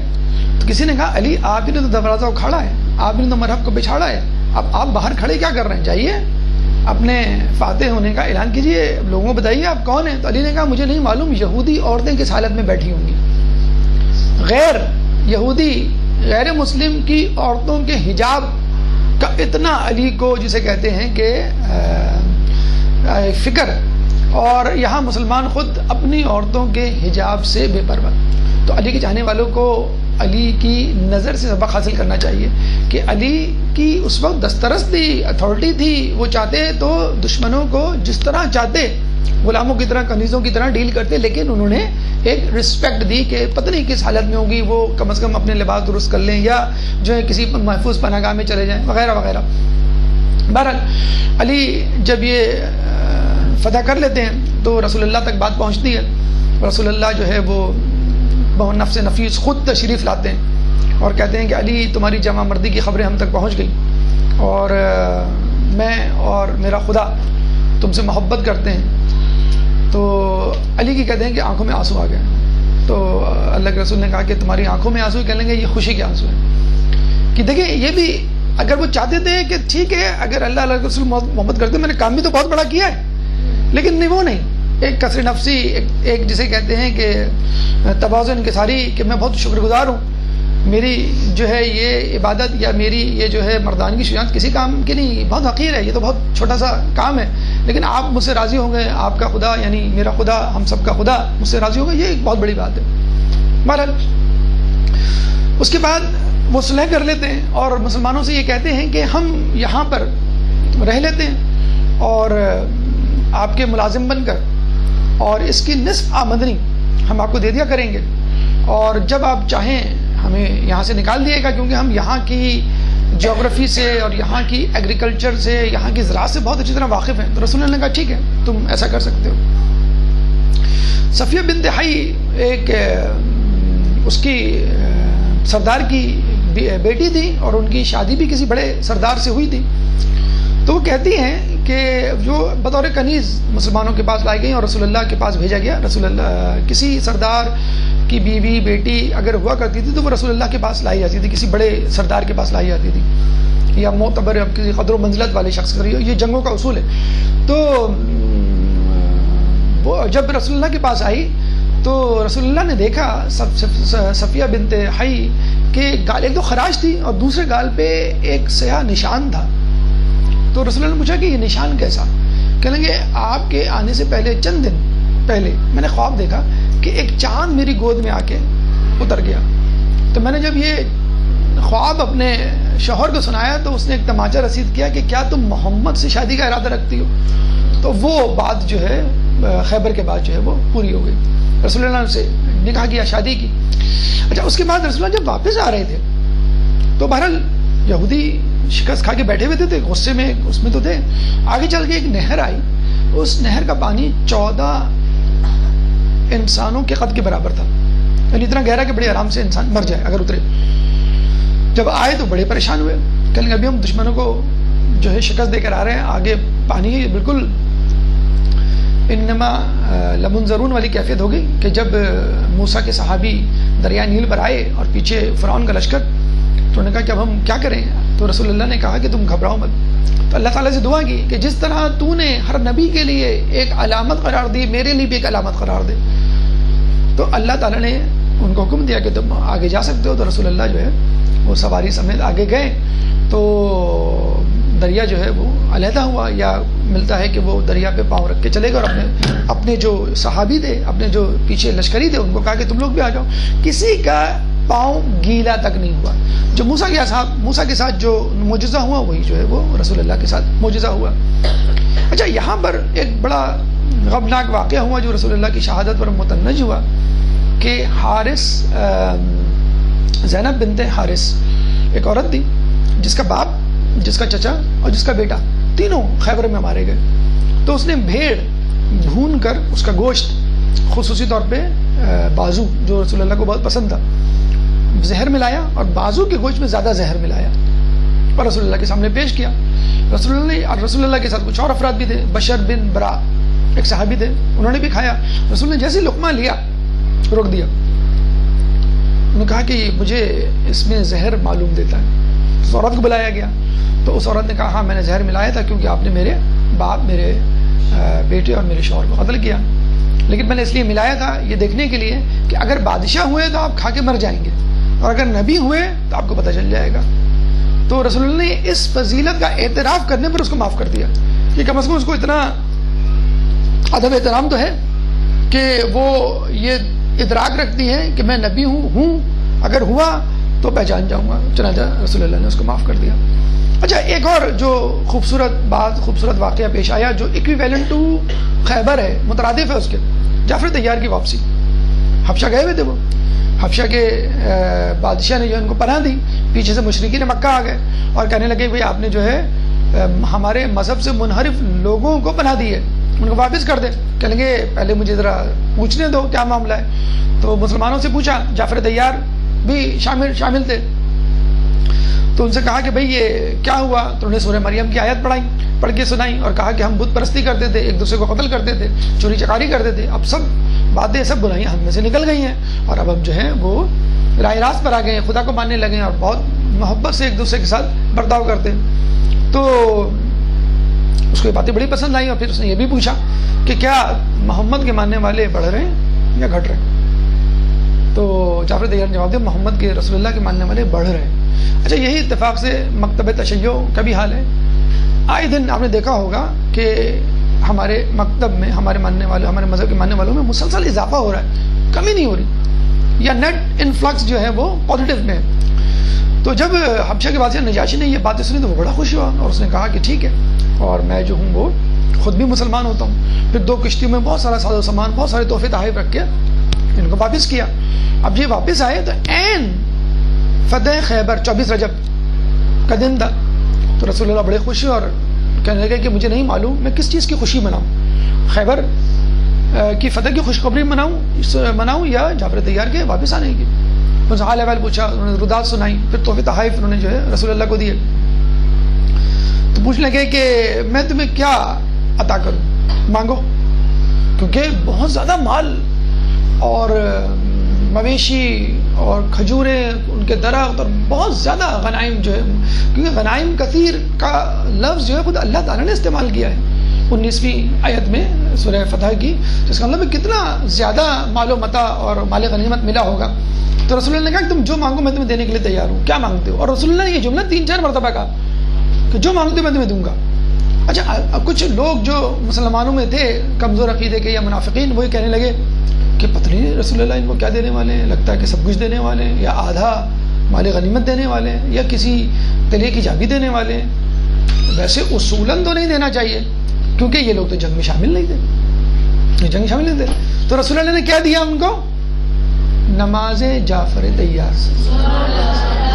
ہم کو دیتے تو کہتے رسول اللہ آپ بول دیتے, میسج کر دیتے, فون کر دیتے, کسی یاد کہلوا دیتے, آپ نے خواہ میں اتنی مشکل میں ڈالا, ہم آئے آپ کے پاس اور آپ کیا دے رہے ہیں, 2 رکعت نماز جعفر, 4 رکعت نماز جعفر طیار. لیکن یہ وہی ادا, وہی سنت, وہی طریقہ اور وہی انداز تھا جو رسول اللہ نے اپنی بیٹی جناب فاطمہ کے ساتھ اپنایا, کہ ان کو تسبیح فاطمہ دی, جس کو پڑھتے ہوئے جو ہے وہ ہمارے پاس ٹائم نہیں ہوتا, 1 منٹ کی ہوتی ہے جعفر طیار کے لیے, ہم کیسے ٹائم نکالیں گے. تو رسول اللہ نے کہا کہ تم روزانہ جو ہے اس کی تلاوت وہ اس کو پڑھو, اور جب بھی تم اگر اس کو پڑھو گے تو تمہارے تمام گناہ جو ہیں وہ معاف ہو جائیں گے. تو کہا یہ جاتا ہے کم از کم زندگی میں 1 مرتبہ اس نماز کو ضرور پڑھیں. آپ کو پتہ ہوگا تسبیحات اربع 300 مرتبہ آپ کو پڑھنی ہوتی ہے. شیخ مرزا انصاری کے بارے میں ہم تو یہ کہہ سکتے ہیں رائٹ اوے کہ بڑا بزی اسکیجول ہے ہمارا, ہمارے پاس تو بالکل ٹائم نہیں ہوتا. شیخ مرزا انصاری روزانہ پڑھا کرتے تھے. شیخ مرزا انصاری مرجع عالم تھے, تو ان جیسا بزی, ان جیسا جیسے کہتے ہیں مصروف شخص تو کوئی نہیں ہوگا. چلیں ٹھیک ہے, اگر روزانہ پڑھنے کا ٹائم نہیں ملتا ویکینڈ پہ پڑھ لیں, ویکینڈ پہ نہیں ہوتا, کم از کم جو اہم ایام آتے ہیں, ابھی 27 رجب آنے والی ہے, 15 شعبان آنے والی ہے, تو بہت سارے ایام میں بہت سارے لیلۃ القدر آنے والی ہے, یا جب بھی آپ کو موقع ملے اس نماز کو پڑھیے. اچھا, آپ نے جعفر طیار کو یہ تعلیم دی. اچھا, جعفر طیار نے پھر تحفے تحائف دیے. تحفے تحائف میں ایک بہترین چیز جو ملی وہ چادر تھی, جس میں سونے کے جسے کہتے ہیں کہ دھاگے جو ہیں وہ لگے ہوئے تھے. تو رسول اللہ نے چادر دینے سے پہلے پھر وہی بات کی, یہ چادر میں اس شخص کو دوں گا جو اللہ رسول کو چاہتا ہوگا اور رسول اس کو چاہتے ہوں گے. کیونکہ یہ خیبر میں علم جب دیا تھا تو سمجھ لیں یہ جس طرح ہمارے یہاں نہیں ہوتا ہے کہ جب مین آف دا میچ دیا جاتا ہے تو وہ ایک ٹرافی یا جو ہے $5,000 کا چیک دیا جاتا ہے. تو ہونا بھی چاہیے, مین آف دا میچ کو زیادہ پیسے ملتے ہیں, باقی کھلاڑیوں کو $1,000 تو $5,000, تو علی کا شیئر زیادہ ہونا چاہیے تھا. اچھا یہ حقیقت ہے, بہت سارے منافقین جنگ میں اس لیے شرکت کرتے تھے کہ مال غنیمت ملے گا, یا اس لیے کہ بھائی چلو پیچھے پیچھے رہیں گے علی کے, جب جیت جائیں گے تو ہم بھی نعرہ لگا کے جسے کہتے ہیں کہ لے لیں گے. تو اچھا یہ بھی بات بالکل طے ہے کہ جو جنگ میں سب سے زیادہ بہترین کارکردگی کا مظاہرہ کرے گا اس کو زیادہ دیں گے, جو پہلی صف میں ہوگا, جو زیادہ لوگوں کو کفار کو یہودیوں کو قتل کرے گا ان کو اس کو زیادہ ملے گا. 93 یہودی مارے گئے تھے اور مسلمانوں میں تقریباً 18 مسلمان جو ہے وہ شہید ہوئے تھے, تو اس کو ملے گا.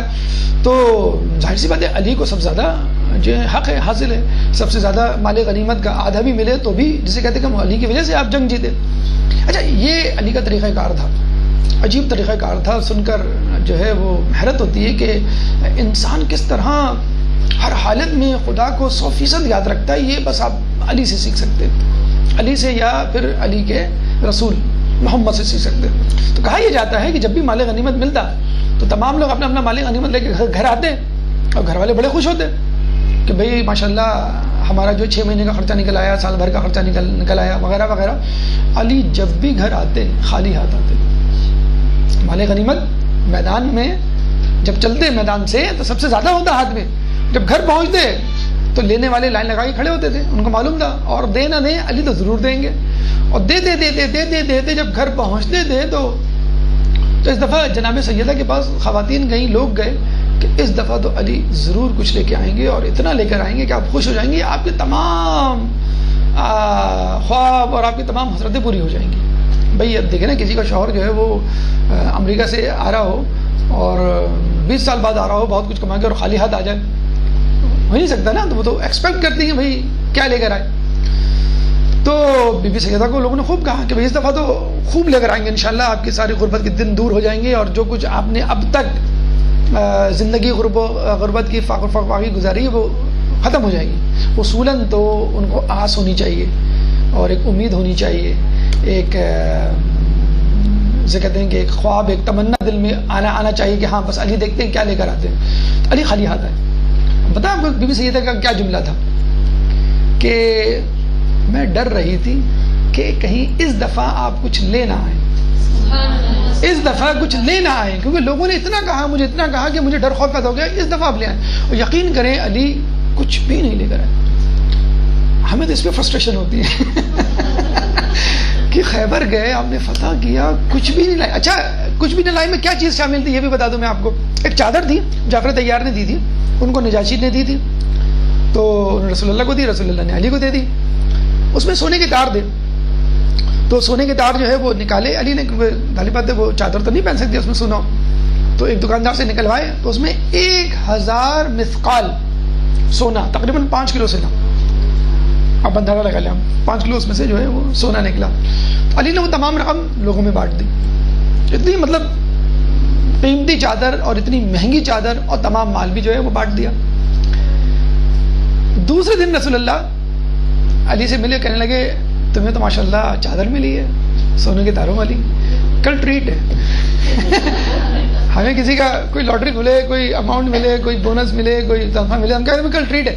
رسول اللہ لٹرلی یہ کہا کہ کل دعوت ہے, بس تھوپ دی دعوت. یہ نہیں کہ بھائی کوئی دعوت دو بھائی, یہ کیا ہے تم اتنا ماشاءاللہ اتنا غنیمت اور چادر سونے کے تاروں والی چادر.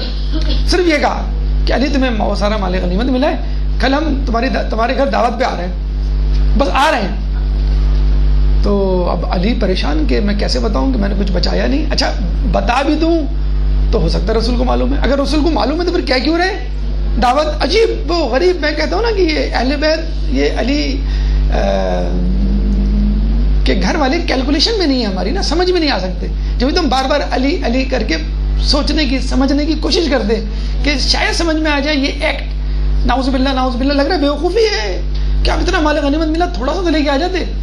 لیکن بہرحال جن کے لیے اللہ نے جنت رکھی ہو, آخرت رکھی ہو, تو بس ان کو کیا ضرورت ہے. بہرحال اب علی جو ہے وہ پریشان, تو خیر لفظ نہیں کہنا چاہیے. اب علی پھر وہی پریشان لفظ منہ سے نکل رہا ہے کہ میں دعوت کروں تو کیسے کروں, میں کیسے بتاؤں کہ میں نے سب کچھ دے دیا.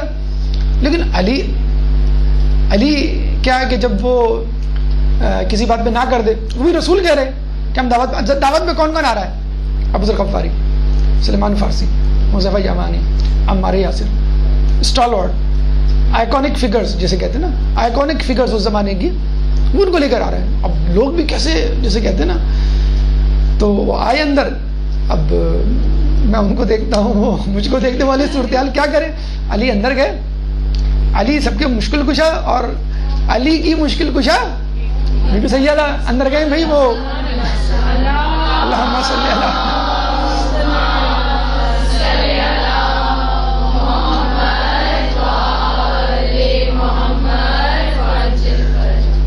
As simple as that. جو شوہر پوچھتے ہیں کچھ ہے کھانے کو, تو بی بی نے ایک پیالہ, مرتبان یا ڈش نہیں, رکابی نہیں, ایک پیالہ سرید کا. سرید سمجھتے ہیں آپ, نانی دادی نے کبھی آپ کو نہاری میں روٹی بھگو کے نہیں کھلائی, بس اسی کو سرید کہتے ہیں. شوربے میں جو روٹی, اب یہ آج کل کے لوگ تو یہ سرید کو سمجھتے ہی نہیں ہیں. یہ عبد المطلب کی ڈش ہے, ان کی اسپیشل ڈش ہے, انہوں نے سمجھ لیں ایجاد کی تھی. جب وہاں پہ قحط پڑا تھا تو یہ گئے تھے شام, وہاں سے آٹا لے کر آئے تھے, اور اس کی جو ہے وہ روٹیاں بنائیں, اس کے ٹکڑے کیے اور شوربے میں ڈالے, لوگوں کو کھلائے. سرید فرسٹ ٹائم. ابھی بھی عرب میں بہت شوق سے لوگ کھاتے ہیں سرید. ہمارے تو لوگ کہتے ہیں یہ سیلانی والے یا ایدھی والے یا عبداللہ شاہ غازی کے مزار والے کھاتے ہیں. نہیں نہیں, یہ ایک ڈش ہے. کبھی آپ اسپیشلی نہاری کے ساتھ کھائیں. آپ کے یہاں تو جاوید نہاری ہے یا زاہد نہاری, کبھی آئیں تو وہ وہاں پہ بیٹھ کے نہیں کھائیں, آپ نہاری لے آئیں گھر میں, اور اس میں آپ روٹی ڈال کے ہیں. بہت مزیدار ماشاء اللہ کھانا. سرید پیالے میں, ڈش میں نہیں, رکابی میں نہیں, سرید پیالے میں دے دیا, اور 5 بیٹھ گئے. اچھا عربوں میں ہمارے یہاں معاملہ نہیں ہوتا الگ الگ پلیٹیں, ایک ہی جگہ پہ سب کھا رہے ہوتے ہیں, بیٹھے ہوتے ہیں, وہ سرید کھا رہے ہوتا ہے ماشاء اللہ. ہاں جی بالکل. تو وہ کھانے لگے سرید, تو وہ لقمے کھا رہے ہیں, پیٹ بھر گئے, سب ہو کے سیر ہو کے کھا گئے, لیکن ایک ٹکڑا اس میں سے کم نہیں ہوا. رسول اللہ جو ہے وہ بھاپ گئے. کہتے ہیں دال میں کچھ کالا ہے, تو دال میں کوئی سفید ہے. اندر گئے خاموشی سے, بھئی یہ کھانا کہاں سے آیا تھا, فوراً. تو بی بی نے کہا اللہ کے پاس. رسول نے کیا کہا کہ خدا کا شکر ہے کہ میں نے اپنی بیٹی میں وہ شرف دیکھا جو زکریا نے بی بی مریم کے گھر میں دیکھا. جب وہ جاتی تھی عبادت کرنے کے لیے اور انواع اقسام کے پھل رکھے رہتے تھے, تو زکریا پوچھتے تھے کہ یہ پھل کہاں سے, وہ کہتے جنت سے. ایک ہوتا ہے نا کہ فلاں کے بیٹا یہ پڑھ رہا ہے, فلاں کا بیٹا اس اسکول میں, فلاں کا بیٹا یہ, فلاں کی بیٹی یہ, تو میرا بیٹا میرے بیٹی. ایک دل میں پیدا ہوتا ہے نا کہ اگر مریم ایسی تھی تو بی بی فاطمہ, بی بی سیدہ میری شہزادی, تو مریم سے بھی بڑھتا رہے. تو اس کے لیے تو اللہ تعالیٰ نے مجھے معجزہ دکھا دیا. تو بی بی نے کہا کہ میں نے جو ہے وہ یہ کھانا جو ہے وہ اللہ کے پاس سے آیا. تو ہم نے دیکھا کہ یہ جنگ خیبر آپ کے سامنے بہرحال پیش کی گئی, اور شروع سے لے کے آخر تک جنگی مہارت یا جنگی فنون جنگ سے متعلق صرف باتیں نہیں تھیں. اس میں کس طرح اخلاقی دروس ہمیں ملتے ہیں, اور فضائل اہل بیت کس طرح ثابت ہوتے ہوئے نظر آتے ہیں. علی کی قربانی, علی کی بہادری, اور پھر علی کا حسن اخلاق لوگوں سے کس طرح, پھر معجزات ہمیں کیا پیغام دیتے ہوئے آ رہے ہیں. پھر پیچھے پیچھے آپ چلتے چلے جائیں تو علی کی فضیلت نہیں بلکہ علی کی زوجہ شہزادی کونین کی فضیلت جو ہے وہ اس میں کس طرح نظر آتی ہے. خیبر کو فتح کرنے کے بعد جب یہ لوگ آ رہے تھے واپس, تو جو آس پاس کے یہودی قبیلے تھے وہ تھوڑے سے پریشان ہو گئے کہ اب ہماری باری ہے, اب ہماری باری ہے. تو لوگوں نے کہا عافیت اسی میں ہے کہ پہلے سے جا کے بات کر لو. تو رسول اللہ باغ فتح کے پاس جا کے انہوں نے پڑاؤ ڈالا, تو وہ ایک جا کے جو ہے وہ قلعے میں چھپ گئے. تو رسول اللہ نے کہا کہ اگر میں باقی قلعوں جہاں پہ چھپ کے بیٹھے تھے وہاں پہ گئے اور کہا اگر میں باقی قلعوں میں موجود تمہاری چیزیں, ساز و سامان, مال دولت لے لوں تو تم کیا کر لو گے میرا؟ کہ یہ ہو ہی نہیں سکتا, اس کی تمام کی چابیاں ہمارے پاس ہیں. تو رسول نے کہا کہ چابیاں تو میرے پاس ہیں, لیکن آپ کے پاس ہیں, کہاں ہیں چابیاں؟ تو رسول نے دکھائی چابیاں. تو انہوں نے جو ہے وہ نگراں کو بلایا جس کو انہوں نے معین کیا تھا. تو اس نے کہا کہ چابیاں تو میں خود ایک صندوق میں رکھ کے آیا ہوں جو ایک کمرے میں بند ہے, اور وہ ایک قلعے میں ہے, اور اس کو میں مقفل کر کے آیا ہوں، اور طالب سورہ وہ توریت کی آیتیں پھونک کے آیا ہوں. تو وہ گیا بھاگتے ہوئے، اس قفل کو کھولا، دروازے کو کھولا، کمرے کو کھولا، پھر اندر گیا تجوری وہ صندوق کو کھولا، وہ تھیلی کو کھولا، تو وہ چابیاں غائب. سب چیزیں اپنی جگہ میں تھیں، چابیاں غائب تھیں. تو رسول اللہ کے پاس آ کے کہا کہ آپ کو چابیاں کس نے دی؟ کہ لیں اسی خدا نے دی جس خدا نے تمہارے موسیٰ کو الواح یعنی توریت دی تھی. تو پھر وہ پہچان گئے کہ بھئی یہ ہم ان سے نہیں جیت سکتے، اگر ہم ان سے لڑے تو پھر ہمارا وہی حشر ہوگا جو خیبر کا تھا. انہوں نے کہا کہ ہم جو ہے یہ فدق آپ کو دے دیتے ہیں بغیر لڑے، اور یہ آپ کا ہوا. تو رسول اللہ نے جیسے لیا تو آتے ذی القربہ آیت اتری، اور رسول اللہ نے مزید کنفرم کرنے کے لیے، بالکل تصدیق کرنے کے لیے کہ یہ نہ ہو کہ میں کوئی غلط فیصلہ کر بیٹھوں، یعنی غلط فیصلہ تو نہیں، لوگ نہ سمجھیں، تو اپنے قرابت داروں کو ان کا حق دے دو. تو رسول اللہ نے فوراً پوچھا جبرائیل سے قرابت دار سے کیا مراد؟ ان کا فاطمہ.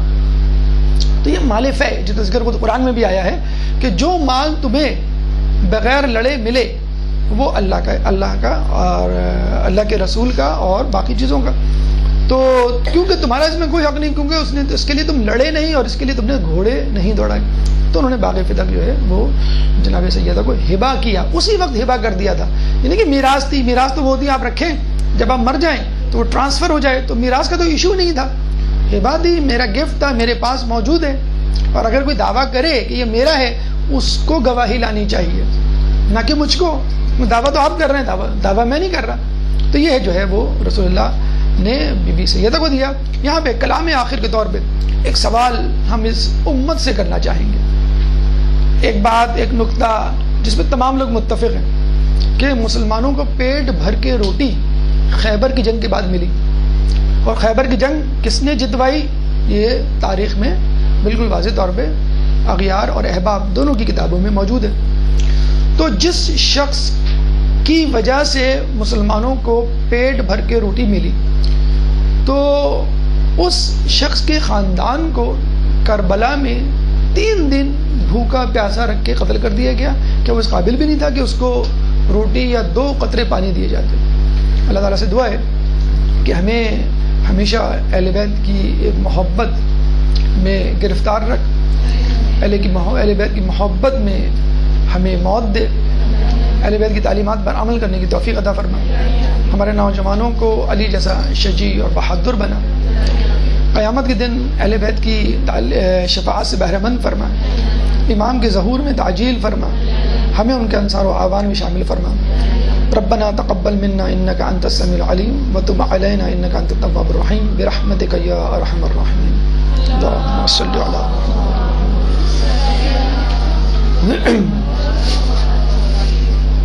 ہمارے پاس وقت ہے تقریباً 9 منٹ. اگر کوئی سوال کسی کو اس موضوع کے حوالے سے. سر یہ جب صدق کا واقعہ ہوا تھا، جب رسول اللہ صلی اللہ علیہ وسلم نے بیوی کو یہ دے دیا تھا، تو اس کے بعد یہ جو اس کی آمدنی ہوئی جو بھی باغ تھا یا جی وہ اس کی بیوی فاطمہ جی جی تو پھر یہ کیوں ایشو ہوا کہ بس یہی تو مسئلہ ہے اصل میں. جو بھی آمدنی ہوتی تھی وہ زیادہ تر غریب و غربا میں تقسیم ہو جاتی تھی، مسلمان فوج میں تقسیم ہو جاتی تھی، جو تھوڑا بہت بچتا تھا وہ یہ رکھتے تھے. لیکن بہرحال دیکھیں اس کے پیچھے وہ سازش یہی تھی کہ اہل بیت مضبوط ہو جائیں گے اور ہو سکتا ہے وہ ایک فوج کھڑی کر لیں. اور یہ خوف جو ہے وہ بنو امیہ بنو عباس کو بھی ہمیشہ رہا کہ ان کے پاس کوئی جائیداد کوئی ملکیت نہیں ہونی چاہیے، متمول نہیں ہونا چاہیے. اگر انہوں ملازمین کی ایک فوج تیار کر لی تو وہی کافی ہوگی ہم سے لڑنے کے لیے.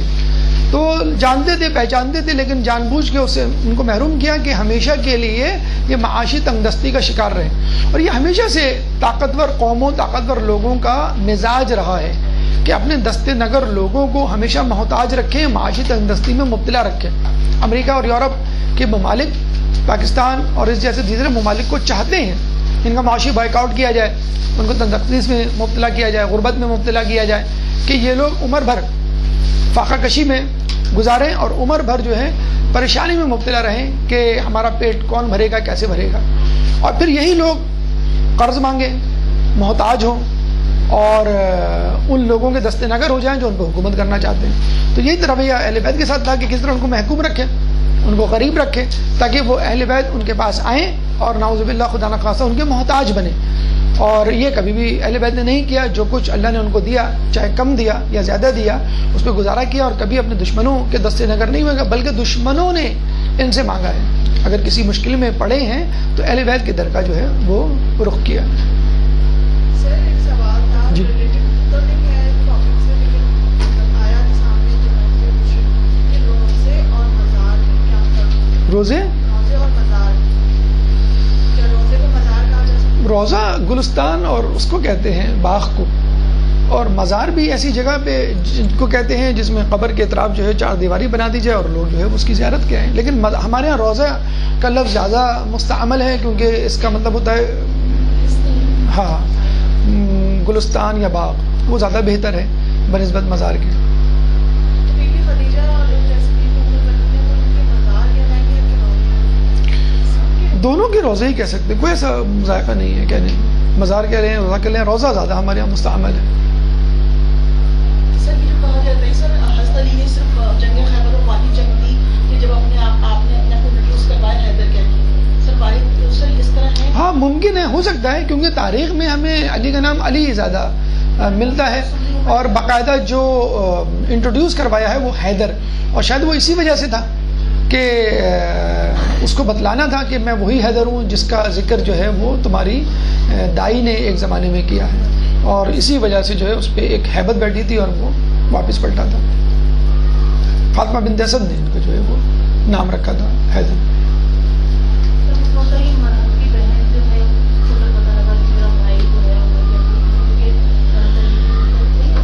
حضرت علی کے حضرت علی کی تلوار سے مطلب مارا گیا تو وہ عمر بن عبدود کی بہن تھی غالباً, جہاں تک مجھے یاد پڑتا ہے, کیونکہ عمر بن عبدود کو مارنے کے بعد رسول اللہ علی نے اس کے جسم سے لباس سے کوئی چیز نہیں لی تھی. لوگ عموماً اتار لیتے تھے نا, زرہ اتار لیتے تھے, خود اتار لیتے, تلوار, ڈھال, انگوٹھی وغیرہ وغیرہ. تو علی نے کوئی چیز بھی نہیں لی تھی اس کے جسم سے. تو اس کا مطلب ہے کہ جس نے مارا ہے اس کے دل میں کوئی لالچ نہیں تھی, فقط جسے کہتے ہیں کہ اللہ کی رضا کے لیے.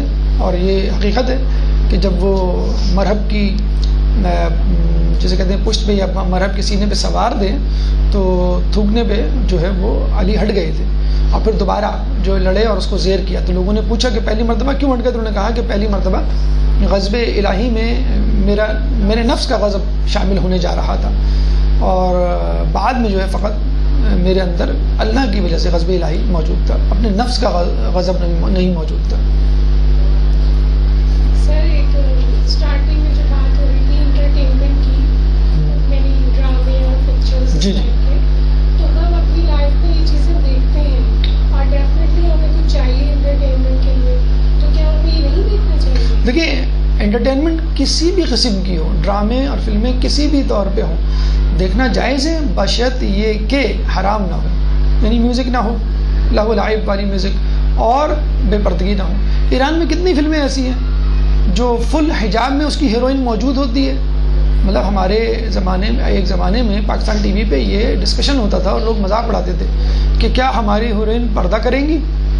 تو دیکھیں ایران کی فلم انڈسٹری نے ہیروئن کو پردہ کر کے دکھا دیا پوری فلم. بلکہ ایسی فلمیں بھی بنی ہیں کہ ہیروئن کا باپ ہیرو ہے اور جو ہیرو ہے وہ سائیڈ ہیرو ہے.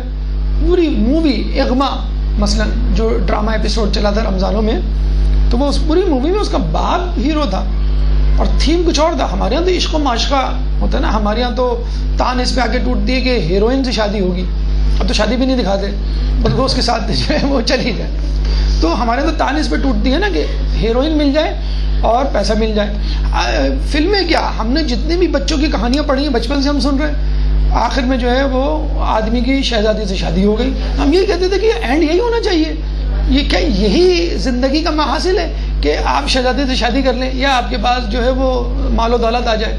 تو ہماری کہانیوں میں بھی یہی دکھایا جاتا ہے, اور انگلش کلچر میں تو بہت زیادہ عام ہے یہ سب چیزیں. پیسہ اسپیشلی بہت زیادہ دکھایا جاتا ہے کہ ان کا تو جو ہیروئن ہے وہ تو آخر میں نہیں ملتی, وہ شروع سے اس کے ساتھ ہوتی ہے. ہمارے یہاں بڑی محنت سے اس کو حاصل کیا جاتا ہے. تو ہم کہتے ہیں ہاں یہ بھی زندگی کا مقصد ہے, پیسہ بھی اور یہاں بھی. وہ تو کہتے ہیں ڈونٹ ویسٹ یور ٹائم, بس یہ آپ کے ساتھ ہے شروع سے. اب فوکس کرو ٹریجر پہ, فوکس کرو پیسے پہ. تو ہمارے تو مقصد یہ ٹارگیٹ زندگی کا مقصد کیا؟ پیسہ آ جائے. اب کبھی دیکھا آپ نے ایک امیر آدمی کو دکھایا ہو اور فلم کے آخر میں وہ غریب ہو گیا ہو؟ ہیپی اینڈنگ تو ہوگی نہیں, یہ تو ٹریجیڈک اینڈنگ ہوگی. کہ دیکھیں رسول اللہ ائمہ, جب بھی تو کہتا ہوں یہ فلموں اور ڈراموں سے بہتر ائمہ کی سیرت ہے. رسول اللہ مالدار تھے کہ نہیں تھے؟ خدیجہ مالدار تھی کہ نہیں؟ بی بی سید احمد باغ فتح تھا کہ نہیں؟ مولا علی مالک غنیمت کے ساتھ مالک ہوتے تھے کہ نہیں؟ سب کے سب غریب گئے اس دنیا سے. سب سے مولا علی تو جو کی روٹی کھاتے ہوئے گئے. رسول اللہ نے کبھی 3 دن پیٹ بھر کے کھانا نہیں کھایا. تو ہمارا ٹارگیٹ ہی نہیں ہے. یہ تو ہم لوگوں کے ذہنوں میں ڈال دیا گیا ہے. آپ ڈاکٹر ہیں, آپ انجینئر ہیں, آپ MBA کیا ہوا ہے, آپ 2K میں سفر کر رہے ہیں, WR میں سفر کر رہے ہیں. یہ کیا ہے؟ یہی ہونا چاہیے, اس میں کوئی ایسا مسئلہ نہیں ہے. اب امریکہ میں بحث ہو رہی ہے اس بات پر کہ if you are intelligent why aren't you rich. اگر آپ انٹیلیجنٹ ہیں تو آپ امیر کیوں نہیں ہیں؟ یہ معیار غلط ہے کہ ایک پڑھا لکھا شخص جو ہے اس کو امیر ہونا چاہیے. تو یہ جو ہمارے ائمہ تھے نعوذ باللہ, کیا پڑھے لکھے نہیں تھے؟ سب علم تو ان کے پاس تھا. انہوں نے کتنی دولت جمع کی. اگر دولت اتنی زیادہ امپورٹنٹ چیز ہے, امپورٹنٹ چیز ایک الگ چیز ہوتی ہے اور ایک ہدف ایک الگ چیز ہوتی ہے. ہمارے تو اس کو ہدف سمجھا جاتا ہے نا, کہ آپ نے بہت ساری دولت جمع کر لی, آپ نے مکان بنا لیا, آپ کے پاس اچھی گاڑی آ گئی. تو یہ ٹارگیٹس آف لائف ہیں. ہم جب شادی بیاہ کے لیے رشتے ڈھونڈتے ہیں تو سب سے پہلے یہی چیز مقدم رکھی جاتی ہے. لڑکی کے لیے بھی خاندان اسٹیٹس کیسا ہے, اور لڑکی کے لیے بھی جو ہے اس کی جاب کیسی ہے, وہ باقی چیزیں جو ہیں وہ بعد میں دیکھی جاتی ہیں. تو اس کا نتیجہ بھی ہم بھگت رہے ہیں. لڑکیاں جو ہیں وہ بس ویکینڈ گزار کے واپس آ جاتی ہیں, اٹس اوکے میں خود مینیج کر لوں گی, مجھے کوئی ضرورت نہیں ہے, وہ اتنا کما رہا ہے میں اتنا کما رہی ہوں. تو یہ نتیجہ ہم بھگت رہے ہیں پیسے کا, کہ جو پیسہ ہم نے ٹارگیٹ بنایا ہے نا شادی کے بعد, شادی سے پہلے صرف پیسہ, تو اس کا نتیجہ جو ہے وہ یہی ہو رہا ہے. تو یہ صرف ٹارگیٹ کیا ہے, یا جسے کہہ لیجیے کہ فلاح کا راستہ کیا ہے, کامیابی کیا ہے, آخری منزل کیا ہے, کہ کامیاب ہوا وہ شخص جس نے اپنا تزکیہ نفس کیا. قد افلح من زکاہا, یہ ہے تزکیہ نفس, دیٹس اٹ. بہت زیادہ علم حاصل کرنا یہ بھی ٹارگیٹ نہیں اصولاً, وہ بھی ذریعہ ہے تزکیہ نفس کا. ہم کہتے ہیں کبھی میں عالم دین بن جاؤں, میں مجتہد بن جاؤں, یہ ٹارگیٹ ہے. اچھا مجتہد عالم دین علامہ استاد بن کر آپ کا تزکیہ نفس تو ہوا نہیں, پھر فائدہ کیا ہوا علم کا؟ تو ٹارگیٹ تزکیہ نفس ہے, اور علم بھی تزکیہ نفس ہی کے لیے. اس کا مطلب یہ نہیں کہ علم نہ حاصل کریں, کیونکہ علم کے بغیر تزکیہ نفس ہو ہی نہیں سکتا. تو اگر آپ کچھ بھی نہیں ہے, تزکیہ نفس کیا ہوا ہے, بس آپ کامیاب ہیں اللہ کے نزدیک. تو پیسہ اور شادی, مکان, سواری, یہ تو ویسٹرن کلچر اور مغربی دنیا, بلکہ کہہ لیجیے دجالی کلچر. جو دجال آئے گا نا تو وہ روٹیاں دے گا, ایمان خریدے گا.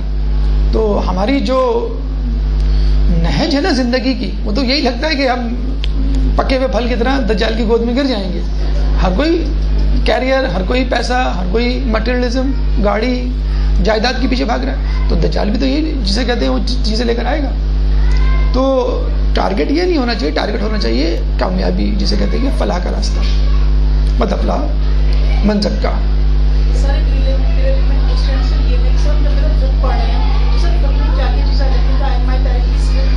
نہیں, فقہ پہلے زمانے میں فقہ کا مطلب ہوتا تھا علم دین, کیونکہ فقہ لفظ نکلا ہے بصیرت, فہم و فراست سے, ٹھیک ہے.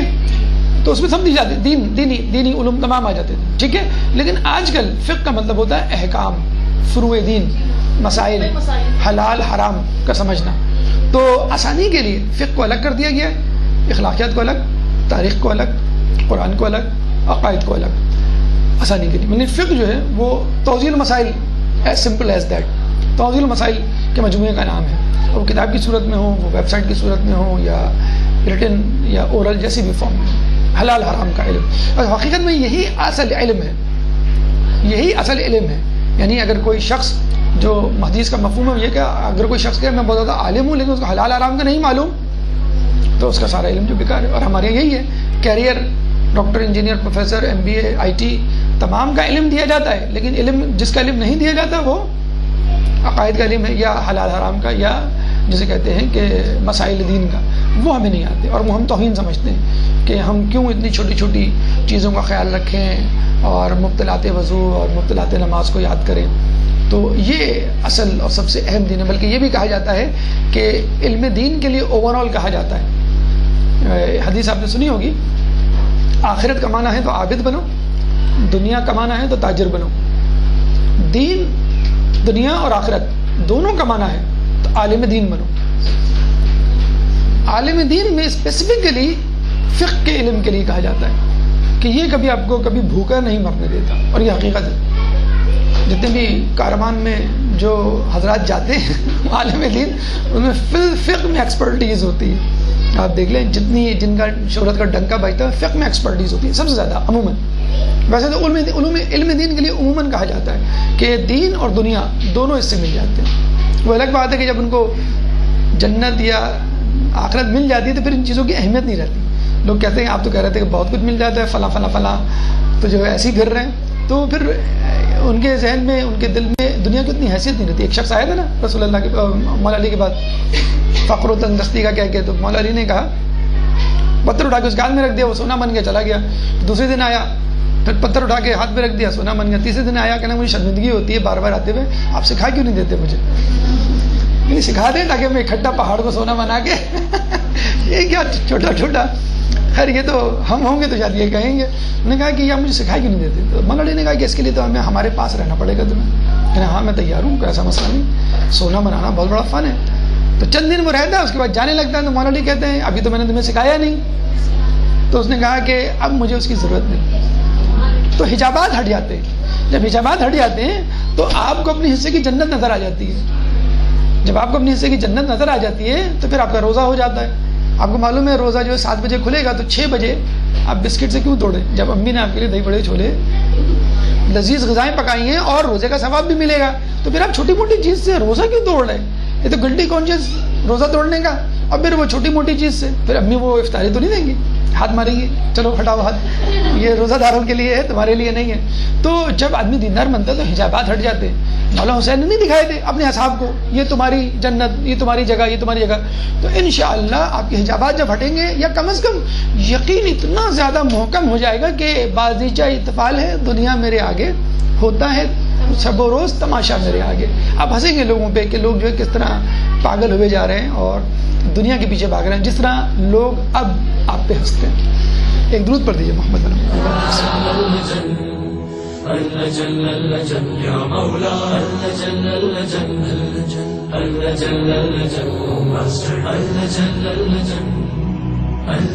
يا صاحب الزمان